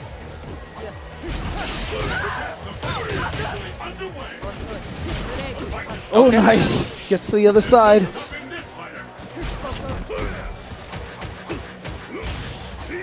He's got to win this one to stay in this game. Forwood at match point. Defeat Lee, trying to find a way in. Oh, wow. Just avoided that dive kick. Gets the throw. What's the setup? Try to go for a counter hit low fierce, it looked like. Oh, good stuff. Stand jab, stand strong in the slide. Oh, and he gets the stun. Wow, okay. That was a nice round. Yeah, that was a nice round. Especially those last 10, 15 seconds there. Now it's match point for both players. Who is going to take this? Who's going to move on? Oh, no. Just a little too far for that slide. It was the right choice. He was standing, but just measured the distance wrong. And here comes Forwood to get some pressure. That's safe. Oh, but Forwood turns crouch tech into a nice little combo and into more corner pressure. This is all Forwood. Well, Defeat Lee. Oh, Defeat Lee had a chance. Tries Still to get in all there. Forwood. Oh, he held it. That's going to be it right there. Forwood takes it over Defeat Lee. And Forwood probably going to move on to fight against the winner of Mago and Faaz, oh, probably. yeah, that's true. That's a good call. That has to happen coming up. Yeah, not immediately, but coming up. Yeah, once again, just want to give a shout out to Forwood's display lag site. If you guys haven't heard of it, go check it out. It's a giant database of TVs and their lag at their most proper settings. So like some TVs you have to switch them to game mode to get the settings, but you know the input lag that you're going to get. And for fighting game players, this is a huge, important thing. And in fact, it might also be very important for a lot of other genres that they're just not quite aware of it yet because they're so used to just playing on laggier TVs, you know. I know it's helpful for me in Squid Life. Yes, I know it's helpful to me. Definitely, definitely. And then also, he's also set up a whole new database, and you know, game companies are starting to contact him now. Yeah, that's where good. he actually has the lag just on regular between the controller and what happens on screen. So for fighting games, he'll actually say this is the lag. This is the already built-in lag for, you know, Street Fighter 4 for all the different consoles and all the other fighting games and stuff. He's the one that actually has it listed right now that the PS4 Ultra Street Fighter 4 is actually much better than it was when it first came out. So it's definitely, the lag is only a few frames off of the, only a few milliseconds, I should say, off of the Xbox 360 version. Coming up next is Shin Rico Suave. That's what he signed up for. Yeah, unfortunately for him, he was let go by Mortality just very recently. Well, I don't know if he was let go. It just might have been a mutual split or something like that. They never explain, you know. Okay, I just know he's not a part of Mortality anymore. Gotcha. And of course, Doyu Dako is coming up, part of that team from China that's made it all out here.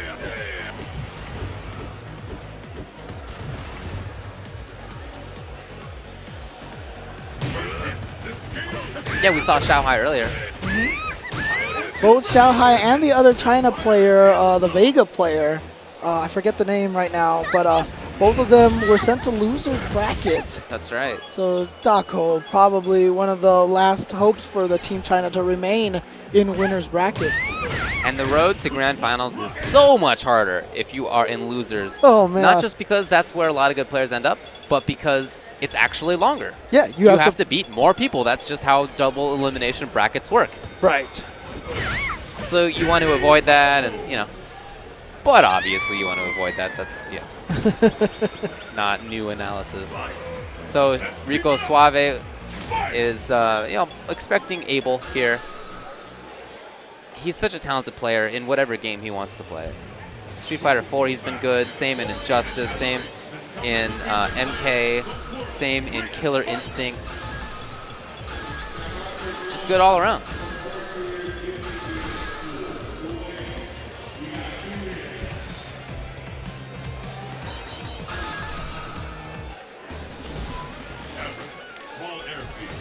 And is it indeed? Yeah, it's Abel versus Evil Ryu. Okay, so Dako, I know, has switched around in characters sometimes.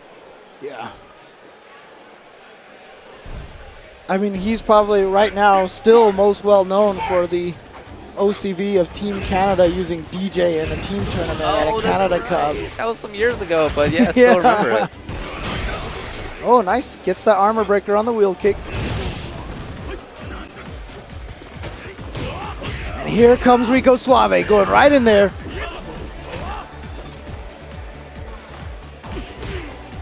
Nice range on that jump. Little jump jab.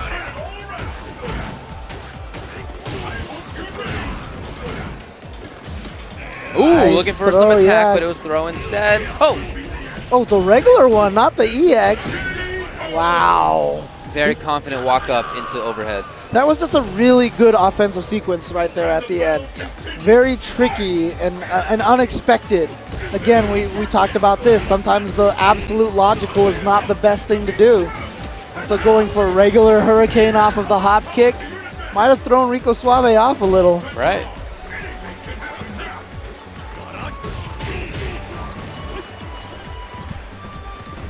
Oh, here comes Rico. Well, he had the counter hit and didn't get the rest. Could have been big damage. Luckily for Dako, he gets away. And so Dako now back to this mid-range. You can tell he's looking for Abel to come in. He just wants to make sure, Dako does, that he doesn't get hit by step kick or anything like that. So he's outranging and hoping to convince Abel to make some mistakes. A nice sweep. Oh, FADC for the surprise. That's an unusual use of that meter, but normal FADC dash up surprise still catches a lot of people to this day because it is so uncommon. It's just not something you're looking for. No, it's very unconventional. And it's a tactic that I just felt like was never truly explored. And to be honest with you, one of the changes that I had wished they put for Ultra was that normal FADC would have just cost 1 bar. Oh, yeah. 1 block. I just think that would have been interesting. A nice little twist.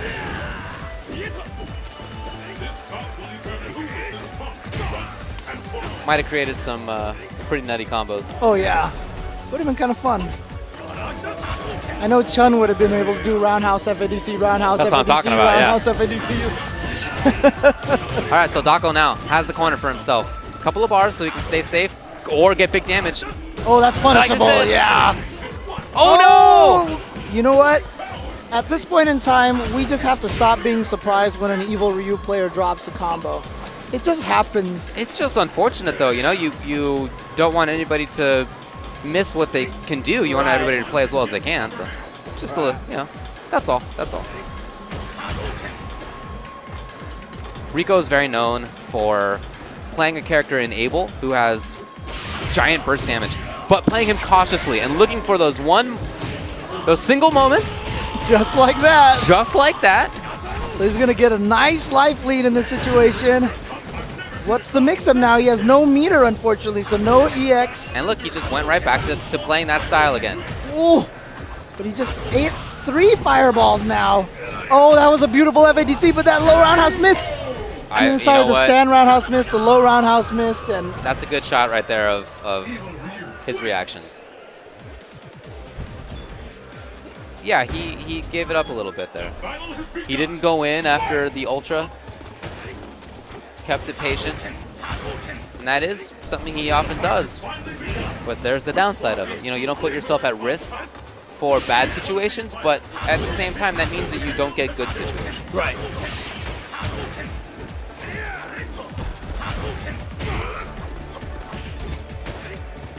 Rico Suave going in there. Oh, went for the command throw. Great neutral jump from Dako is going to really pay off on some good damage. Oh, wow. 2 low jabs stops the wake up EX, change of direction. Oh! A little too far. He thought he could get it, squeezing 2 low strongs. Second one whiffed. Let Rico Suave get out of that situation. But again, as you mentioned, Rico Suave good at burst damage, but unfortunately needs that meter, which is why he whiffed that falling sky that almost cost him. Wow. But instead, he builds the meter successfully and then gets the Ultra. Again, he just finds that one spot, and he has just such a great ability and expectation of where that's going to be. Oh, he had the right read, but he was too far. Oh no, and then he just bet it all on that EX. He does not look happy with himself. Yeah, that was unfortunate because not only did he lose that, then he also wasted the meter as well.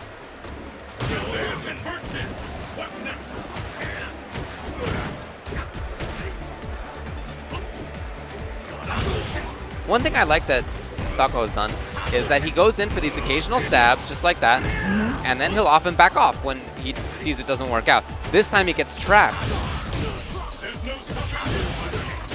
Okay, worked out this time.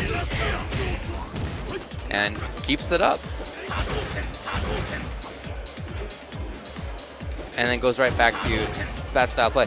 That can be tough to deal with as an opponent. Right. Oh! Wow, that's cute. Surprise overhead. Oh no! Yeah, it's the danger of going in on evil Ryu. You get tagged by that one low forward kick. Right. Fireball, FADC, very easy to convert. So we're going to go back to pool 15. We saw Mago come up earlier and put his stick down and then walk away. Well, here he is again.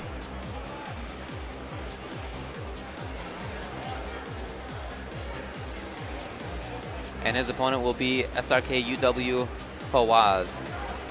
Living up in the Northwest, Pacific Northwest. Came down to E3. Yep. He was there. We played a bunch of SF5. It was real cool. I'd never really hung out with him in that sort of context before. So that was cool. Okay, cool. Yeah, nice guy. So you actually got to get some games in with him as Yes, well? we Oh, did. okay, cool, He's playing Ryu in that game. At least he was at E3. Nice, nice. It's the battle of the century. Fight!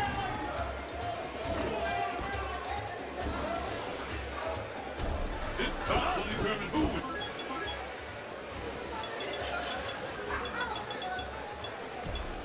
It's nice to talk with somebody or play with somebody when you're first learning a new game because you can really get a sense for how they think about fighting games. Right, right. How they approach it, like what their style is. Yeah. Right. Yeah. How they look for things, all that sort of stuff. Yeah, one of my favorite tweets was from Ricky Ortiz. After she played some Street Fighter V, you know, she said, I didn't really care necessarily about what I was doing with Chun-Li. I just wanted to get a feel for the rhythm and the pacing of the game. Right. And that's, to me, that's one of the most important things. Oh, That's yeah. what I'm always looking for when I try to learn a new game, is to understand the pacing of the game more than what the characters are doing necessarily. Right. Faaz, you know, he and I were talking all about new ideas, and he would be like, you know, I've been trying this move the last couple times I've been up there, and I'd be like, oh, cool, how's it been working? We talk about this, and it was very fun. It's very fun. That's awesome. That's awesome.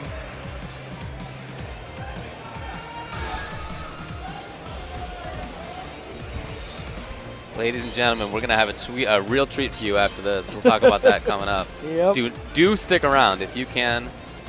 Don't go Highly anywhere. recommend sticking Don't go around. anywhere. Don't go anywhere. So Mago, we talked about how strong he looked last weekend at Southeast Asia Majors. Just going with Yang and really making good work the entire time. And when we saw him on stream earlier, looked the same. Looked entirely in control. Let's see what Faaz can do. Oh! Bit of an error on the start. Thought he had the range. He did not. Maybe thought he was going to have a dive kick coming at him. Oh, nice. Neutral jump roundhouse to counter that air attempt from Viper. You know Vipers want to go in the air a lot, so it's definitely a smart move from Mago. Yeah, this time that works. So is that in range? No, it's not. But you know what? I think it was worth trying to go for it because he was down a lot in life, you know? You just got to go for something like that sometimes. It's the difference in a comeback or I mean, even if you didn't go for it, you probably would have lost that round anyway, so. All right, Faaz getting in. Oh, missed the burn kick. Oh, and unfortunately eats a crumple for it. And then Mago missed his combo, but doesn't really matter. Recovers well. Ooh, big wow, that was such a big chance. Oh, that was a huge missed opportunity. Yeah. Oh, wow. Threw him out of that. Good stuff. Good stuff.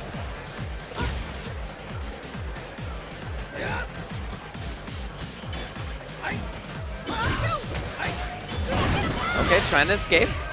Nice. That's a lot of life to take off. Ooh. Oh, he thought he had it. Look at that. He's like 1 pixel away. That is really too bad. And oh, here comes no. Mago. He just got caught. And that's going to... Oh, wow. So painful. And, you know, if Faaz had known that he didn't have 3 bars, maybe he would have just done the FADC combo instead. Right. You know, it's just, He was just slightly wrong there. Oh, that's a tough way to lose. But really good job by Mago to capitalize. That's how you got to do it.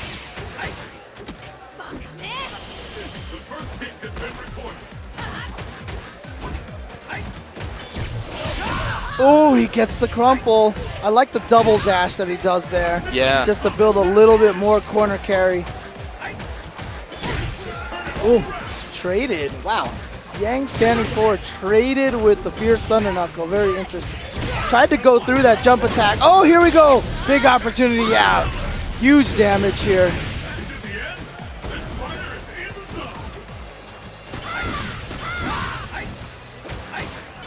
Oh, took the bait.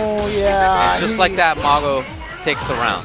That is the second or third round, maybe, that Mago really just kind of stole it at the end. Well, you know what? That was not a combo drop or anything like that. No, that was a poor decision. Yeah. And Mago capitalized on that poor decision, but that's much more Faaz losing. You know, that's something you have to have. Right. Oh my gosh, this damage and close to stun. There it is. And now after some close rounds, Mago may just take this with a perfect. Oh, wow, maybe Viper flies a little further. That combo didn't quite work. Oh, he's going to get this. Can Faaz turn this around? That's the question now. Viper has that potential. Oh, backdash through the meaty Fierce. That's what he wanted right there. That first time. Oh, can he get all the way through? He does! Oh, so smart using that red focus to make sure he finishes him off. And he makes the comeback, and Mago looks none too pleased.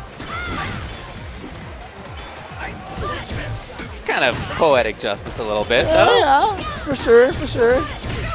And now look at this from Faaz, half-life lead.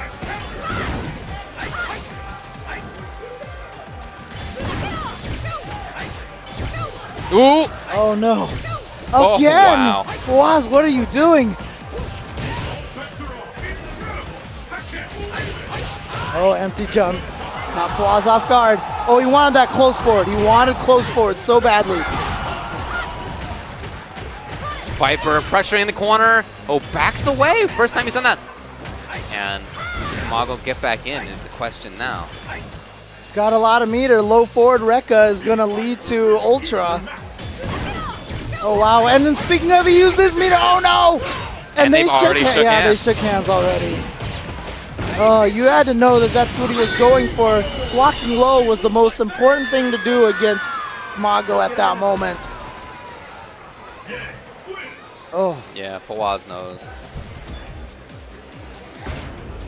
Well, we told you to stick around, and I hope you did, because coming up next is a match that I am excited for. It's Pool 14 Winners Finals. One of the players is already standing up there, TSC Sanford Kelly, and there's Bonchan.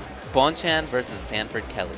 Now, see, what makes this really interesting is that Sanford Kelly tweeted that he has never played Bonchan. Correct. And he's noticed that they were in the same pool, and he's like, I may want to rock this Sagat mirror.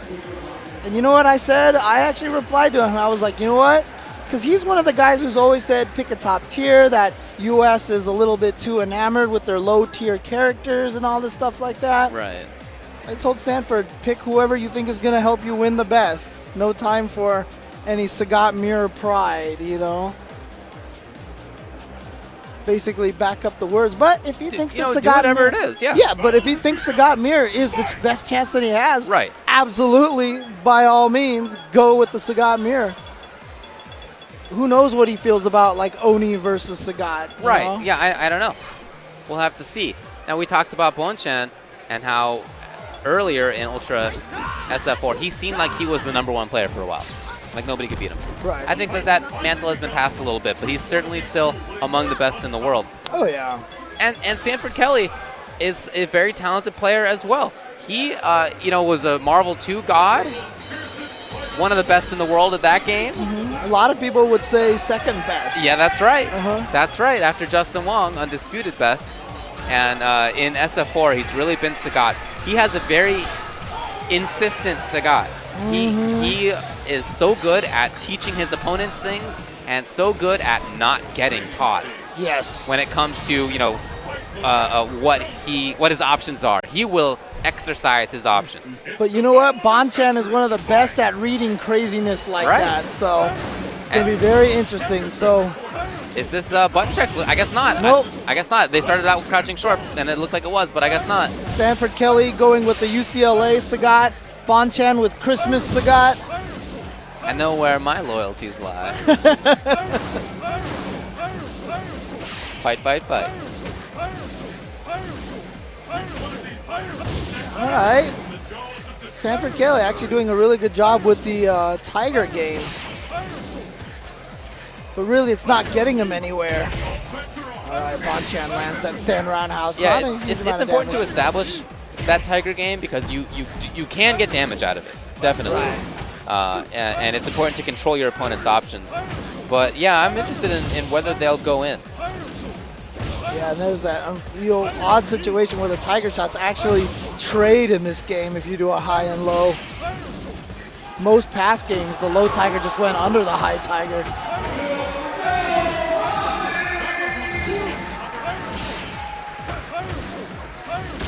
Oh, is that in time? It is. Wow. Bonchan with the reactions. And that is round one. The follow-up there. It looked like Sanford was trying to press something, but didn't quite get it out. Well, Bonchan takes that first one. I mean, he had a lot of life left. Didn't really ever feel like that Sanford Kelly got any momentum or was able to exact any pressure. Here we go. No, he's going to stay back. Okay. Oh, big jump in! Yeah. Just like that, Bonchan with the life lead. Almost half life damage. Nice. Gets that extra damage. Oh, but Great here we go. jump. Yeah. Sanford with his own good work. Trying to chase down maybe a backdash with that step kick. I'm not sure.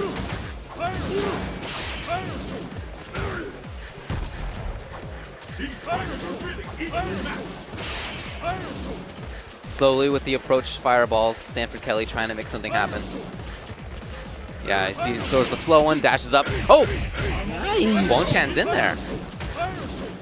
Oh, mistimed that. Oh! Wow, that was too sick. What a confirm. What a confirm. And Sanford looks at his opponent and gives a little nod. The little nod. Yeah. The little respect nod.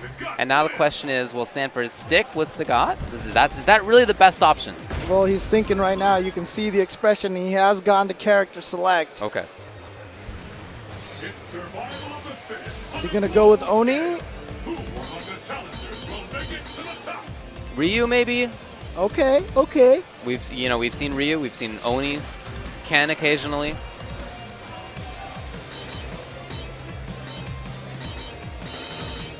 He really seems to be thinking about it up there.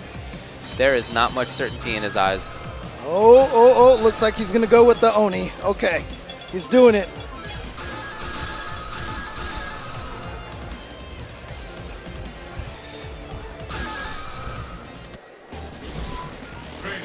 I don't like Sanford's facial expression right now. You can't see it on the screen, but we can see it here at our station.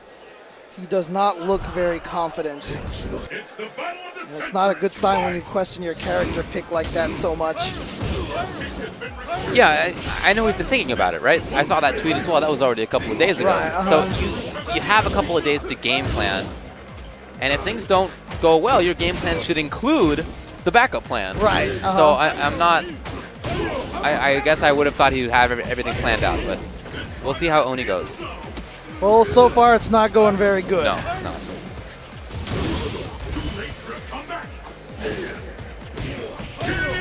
Nice. That is such a good confirm. Saw the counter hit, turned it into the rest. And the battle continues. Fight! And it's already match point Bonchan. Winners finals of this pool. Oh, wow.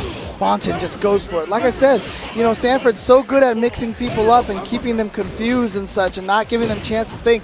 But Bonchan is like the one who will be able to counter that out of anybody. He's so good at controlling the craziness. Okay. Wow, that didn't hit. And Bonchan didn't get the punish.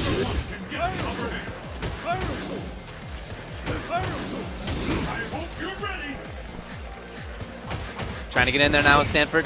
Sees it, gets some good damage. A little bit too far away for Toward Roundhouse. Trade. And Sanford's still trying to approach. Oh boy! Is that it? What was that supposed to be? That's it. I don't know what that was supposed to be. He ended up just whiffing that jump punch like that. Was he trying to jump and then quickly do one of those little, you know, air gust? Could be. Although I don't know why you would do that. Right. I'm not sure. I'm not sure what the thought process was. It seemed there like he just didn't get whatever it was. That's an unfortunate way to go out, but very good play by Bonchan. He just had control. You know, he never gave it up. Right. We have Julio coming back on stage. He's going to be going up against Pork Chop. Wow, okay. That's pretty cool. Is this the same Tekken? Yeah, man. Because that's supposed to be Poke Chop, right? That's Poke Chop, yeah. Okay. Playing MK too. Oh, is he? Okay, Yes. okay.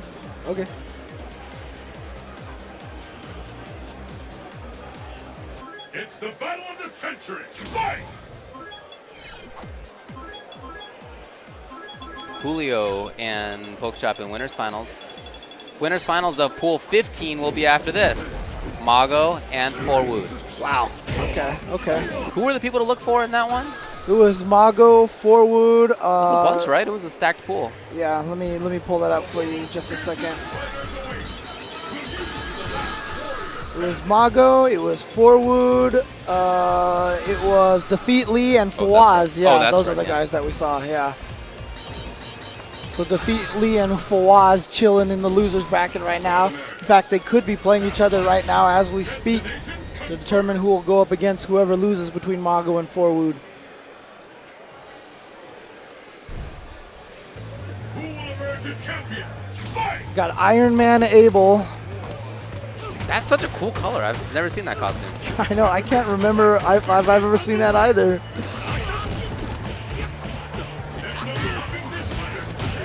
Nice. Wow, just going in.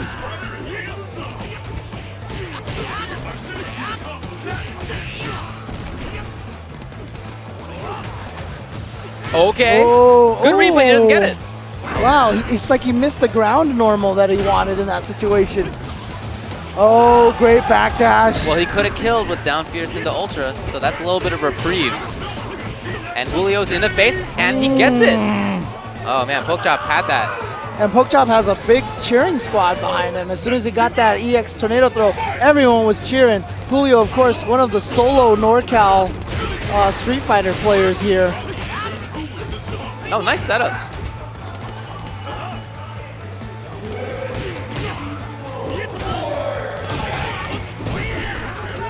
Throws him into the corner with that falling sky, but then accidentally corners himself. That's the second time now that Julio is punished out with a neutral jump. That's something that Poke Chop's got to be ready for.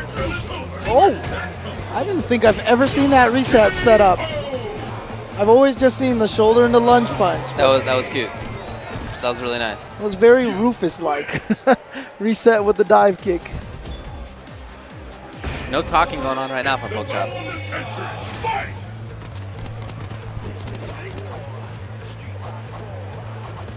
With that, the fight is underway.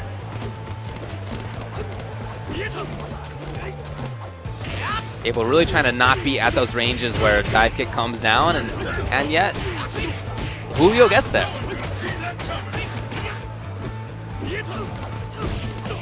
Oh, here we go. Oh, those Abel combos. Now, that was the same setup as before, where it was a safe, fierce lunge punch on block, and in case of backdash, he's just in there. Right. Love that. What will happen now? Fight! You know, Abel doesn't have a Dragon Punch to knock that down.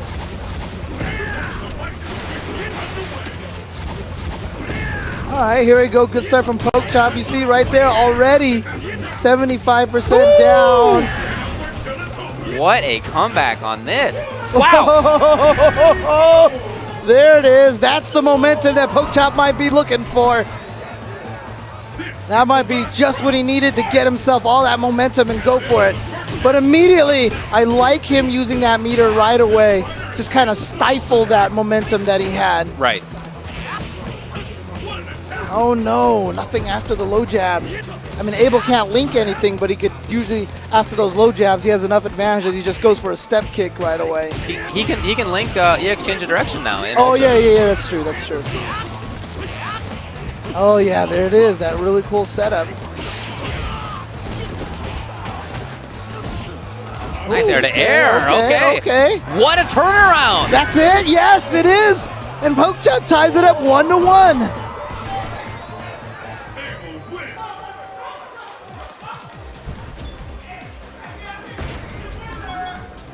Are you ready? Oh wow, you see some Californians coming up and trying to give some advice. Right. They actually have Velociraptor coming up and trying to help him out. Right now it's the West versus East, but everything is going Pokechop's way. Gets a stun! After a great first game from Julio, it's been all Pokechop at this point. Good reads. That's really been the big change, is just the difference on reads. Right. Well, there's some dropped combos there from Julio. Gotta recover. Wow, they're just jumping everywhere right now. I feel like that it usually plays into Julio's favor, into Yunn's favor, but right now I feel like Pokechop wants to keep things fast. Yeah, I agree. Oh, nice catch. Oh, wow, it's just lunge punch in there. Good trade, but that should do it right there. And now, both at match point. Julio trying to calm himself down. Big deep breath. A lot of nervousness on both sides. Pokechop had a lot of success going with the tornado throws. Oh, outrange. Nice spacing, Julio. Oh, gets out of there. Oh, but has the corner. Looking for DP, putting in plenty of holes. Oh! what's the reset? Oh, wow. Julio just comes out with the low short. Gets to the other side. Tries to bait out the tornado throw. Here he comes. He's got that meter for the red focus. Oh, he got it! That's going to be the red focus into Ultra. He got it. And Julio is going to take it over Pokechop. Wow. But that's the kind of momentum that the Yun character can play. Yeah. But it was not easy to not, steal back that momentum. Not that in the momentum least. was all Pokechop for a while. Yeah. Wow, that's a heartbreaker there for Pokechop, because especially after you started 2 bad rounds and then you just got all the momentum and it just looked like you were going straight in there. But how many times have we seen that happen? 2 rounds, 1 character, 3 rounds, the next character, and then 2 rounds, the first player again. That happens so often. I would almost bet that round win sequence happens almost more often. Like, it was probably one of the most common round sequences besides like 4-0 or something like that. Yeah. So, coming up next is Pool 16, Winners Finals. Okay. It is between Daco and Bagel Lobo. That's right. Also in that pool, wait, no, that pool 16, excuse me, I was looking at the wrong one. Yeah, that's the pool that had Lionheart in there as well, but instead it's Bagel Lobo and Daco. All right. Again, pool 15 Winners Finals, also on deck. Mad Catz Mago versus Dustloop Forwood. Did I say Dustloop? Dang. I think you really did. Yeah, I did. This display lag Forwood. Display lag of Forwood, yes. Dustloop. The stage of battle is set.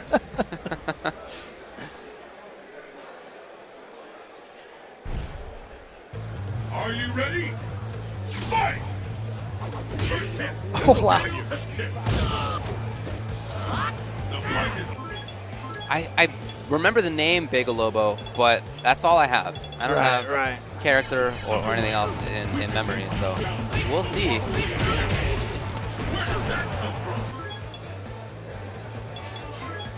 See where he ends up going with this on the character select stage. And that's also a question when Daco comes up. Where's he going to go on character select stage? Right. Wait, Dhalsim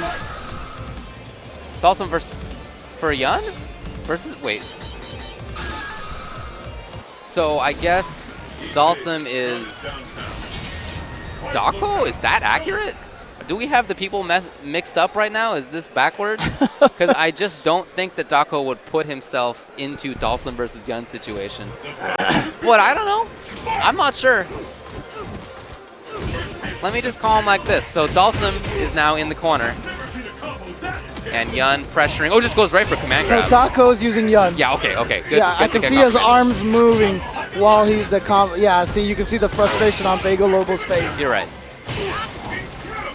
Tough match, that is for sure. And you know what? Dako and Xiaohai both very, very well known. I mean, we did talk about Dako using DJ. Yeah. But, I mean, honestly, in tournaments, they are very well known for using top-tier characters. That's why I was confused to see him on Dalsum, yeah. Hard matchup for Dalsum to zone Yun out. It's not impossible, but it's really tough. Just so much mobility on Yun's side. Dako didn't get the combo to come. Oh, miss sniper! Shoulder. And Dako now has pressure still. Okay. Bagel Lobo with Ultra 2. Yeah, you still get punished. Yep. That's a chip. Ah, that face on the left side. I've made that face many times. I wonder if Bagel Lobo has another character, because this is just a really unfun fight for Dalsum. It's doable if you have the right spot on screen. Right. You know, you have to guess right on the wheel of anti-airs. Neither of those is easy. And he's been doing a lot of jumps. You know, I like doing those occasionally. I think that makes sense. Oh, okay, a little mummy action. But, you know, if you go to it too often, that means that you're giving up space voluntarily. Right.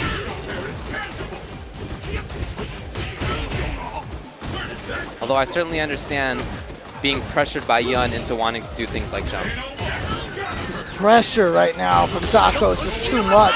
Wow, even goes with an Ultra. I actually feel like he would have been better off just doing jump fear, something in the lunge. Would have built more meter. That's true, it would have. Was going to kill anyway.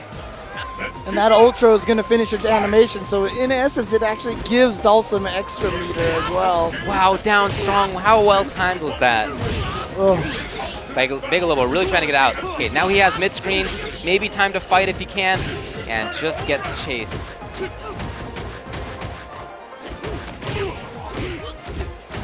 Okay, trying to put up. Oh, some defense. Will he get out of the corner? Yes, smart. Trying to be preemptive about it, and it just didn't work. Yeah. And that's that. Yeah. Very fast. Unfortunate for Bagel Lobo to run into that. Very smart by Dako to have a few characters up his sleeve and to have ones that deal with different matchups. That is something that a lot of people should be doing. And if you're Dako and you have, you know, he has more than this, but it's just Evil Ryu and Yun, you definitely go Yun in that match. Yeah. Again, it's not surprising to me to see people who are using two characters do so well. Right. I mean, obviously it depends on the character as well. Oh, of course. If you're Momochi, you know, Ken can handle just about any matchup, right? Even Momochi sometimes will go Elena. That's right, he has, Evil yeah, Ryu. that's right. Yes, we have. You are correct on that. And even at Southeast Asia Majors, you know, everyone talks about Mago and him using Yun. Yeah. He did use Fei Long every once in a while he was playing over there. You're right. In fact, in the winner's bracket, when Tokido first went up against Mago and tried Hugo, Mago actually was using Fei Long. It was only in grand finals that Mago was using Yang.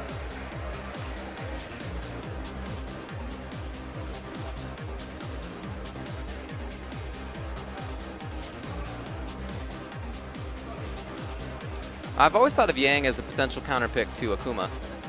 Yeah? And, you know, Mago Yang and Forwood Akuma, those are the characters we expect. I don't know if Forwood has another character that is at the level of his Akuma. I haven't seen it. So I would expect him to stick with Akuma despite... Well, here's another thing. Don't forget who he plays against all the time, right? He plays against Hamad, right? So, oh, okay. So if Mago's a Yang, right. I was thinking Mago Fei Long again. So, old habits. I hear you. All right, it looks like jump roundhouse works. As well as Jump focus down back plus dash. roundhouse. Yeah. Focus back dash. Okay, guys. When I'm button checking, I know this is kind of jerky, but when I'm button checking in a tournament, a few times I still do that. As soon as I see the opponent do jab, short, fierce, and short forward roundhouse, I'm out of there. Yeah, you I pause press start. I'm like, that's enough. I don't care. You don't need a hand warmer. I'm not trying to give you time to get good now. I don't want you to see yourself land a successful combo. That's right. I don't want you to get, any kind of advantage right now. Get out of here. Let's play the game. I actually remember one time I was playing here at CEO a long time ago. I think it was when AE first came out. I played Cammy against a Guile player, and I was first player. And after I picked my character, I picked the stage, and he's like, "No, start over again, random select." I was like, "Really?" And he wouldn't let me pick my stage. Was that the rules? Did it have to be random select? Because if not, if he wants to press start and lose that game, that's fine with me. Oh. Yeah, lawyer it up. Oh wow, he did the air target combo to beat the focus. Smart stuff from Mago. Trade very much in Yang's favor. Oh, FADC right into command throw. Well, that was very convincing. So it was nice to see Mago use that air target combo because honestly, I feel like it has no other use in this game. Because even if you crouch, you can still low block that second hit. So I just don't know what it's for. Oh, Mago's going in. Oh my. He looks like a different player than a year ago, than 2 years ago. Yeah. And you know what? A lot of it, I do feel like, comes down to him finding this character that he just gels with. Like you said, when he used Fei Long, he was a good Fei Long, a very competent Fei Long. But with Yang, it looks like he's kind of gotten to that point again where he's having fun. Yeah, I think that's a big part of it. With Fei, you have to be so patient and so slow, and I never really felt like that was Mago's style. But he's a good player, and he's using a good character, so he did well. But for him to have a more mobile character who he can really do stuff with, I think that really fits him. And just kind of style a little bit more, have a few more fun situations. Oh! Wow, Forwood just taking it right back at him. Oh, he goes for the reset! Fierce uppercut should do it, yeah. I mean, even if Yang had teleported, well, I don't know, Yang could have teleported an Ultra. Would have did some pretty decent damage, but guess he just wasn't worried about it.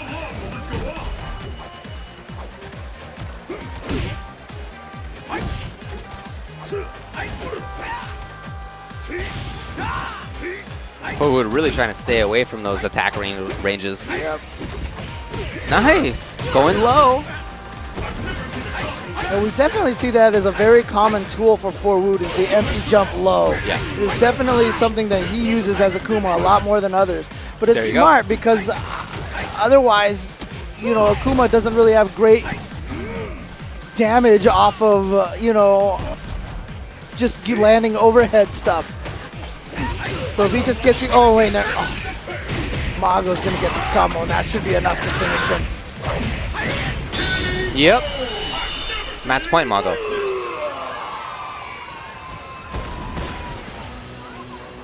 This is the last round.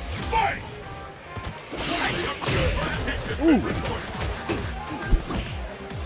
Forwood's sitting on a lot of meter. Let's see what he decides to use it for.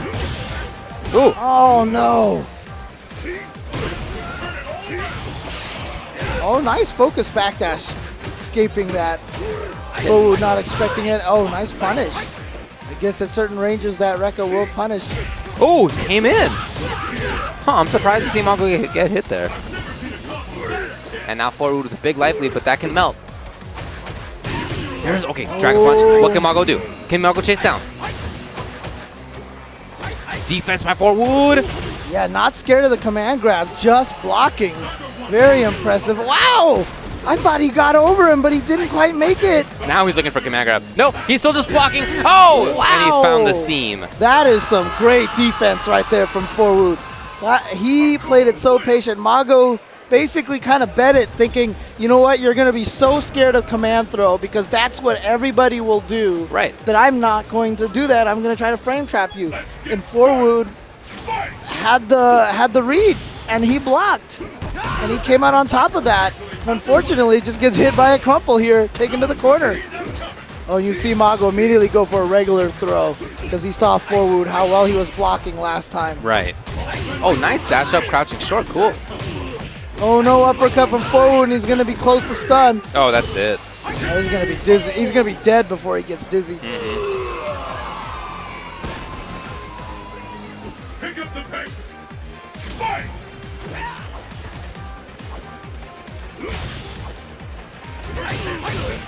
Okay. All right, here we Kane come. getting in again with that corner carry.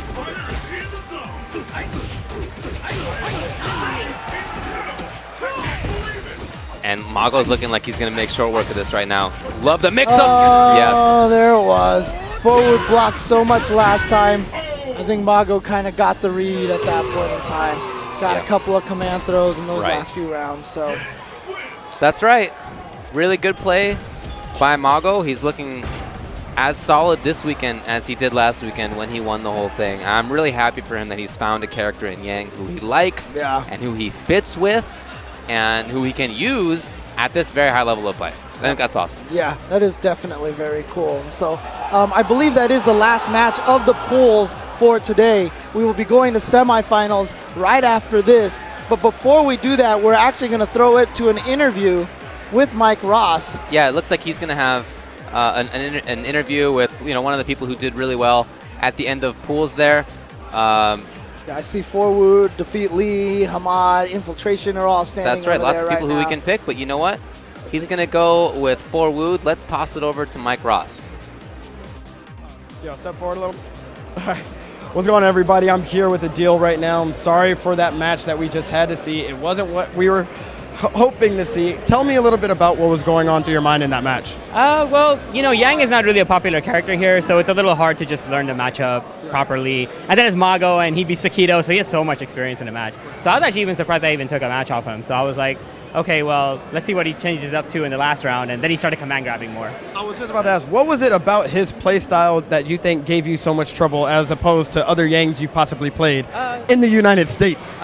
Well, spacing, obviously. His footsie game is just on point. He just knew exactly where to space everything at the right points. And he kind of did jumps where it was hard for me to anti-air because I don't know if he's going to dive kick or not. And he just knew exactly, the exact ranges where to whiff punish me. So he just knew where to put the moves. Did you feel any lag when you were playing? No, of course not. These setups are great. Always come to CEO for a good tournament experience. I just had to call you out. I'm just sorry about that. Everything's great. Tell me a little bit about what's remaining for you in the pools. How confident are you getting out of it now? Are you going to float? Well, I think I have to fight Defeat Lee next. I beat him in winner's bracket, so we'll see what his adjustments are in losers. I'm looking to make it out, so let's see what happens, and hopefully we'll put on a good match either way. Well, you got the state of Texas all behind you right now. Congratulations, man. Thank you so much, Mike. Coming out, all the way out here. Right. Make some work. Get out of that pool. Yeah. We all believe in you. Thank you, Mike. All right, guys. We're going to take a break for 1 hour right now, but don't worry, we got plenty of Street Fighter V casual matches that are going to be occurring on this stream, but the tournament will resume at 7 p.m. So sit tight, we'll be back in a bit.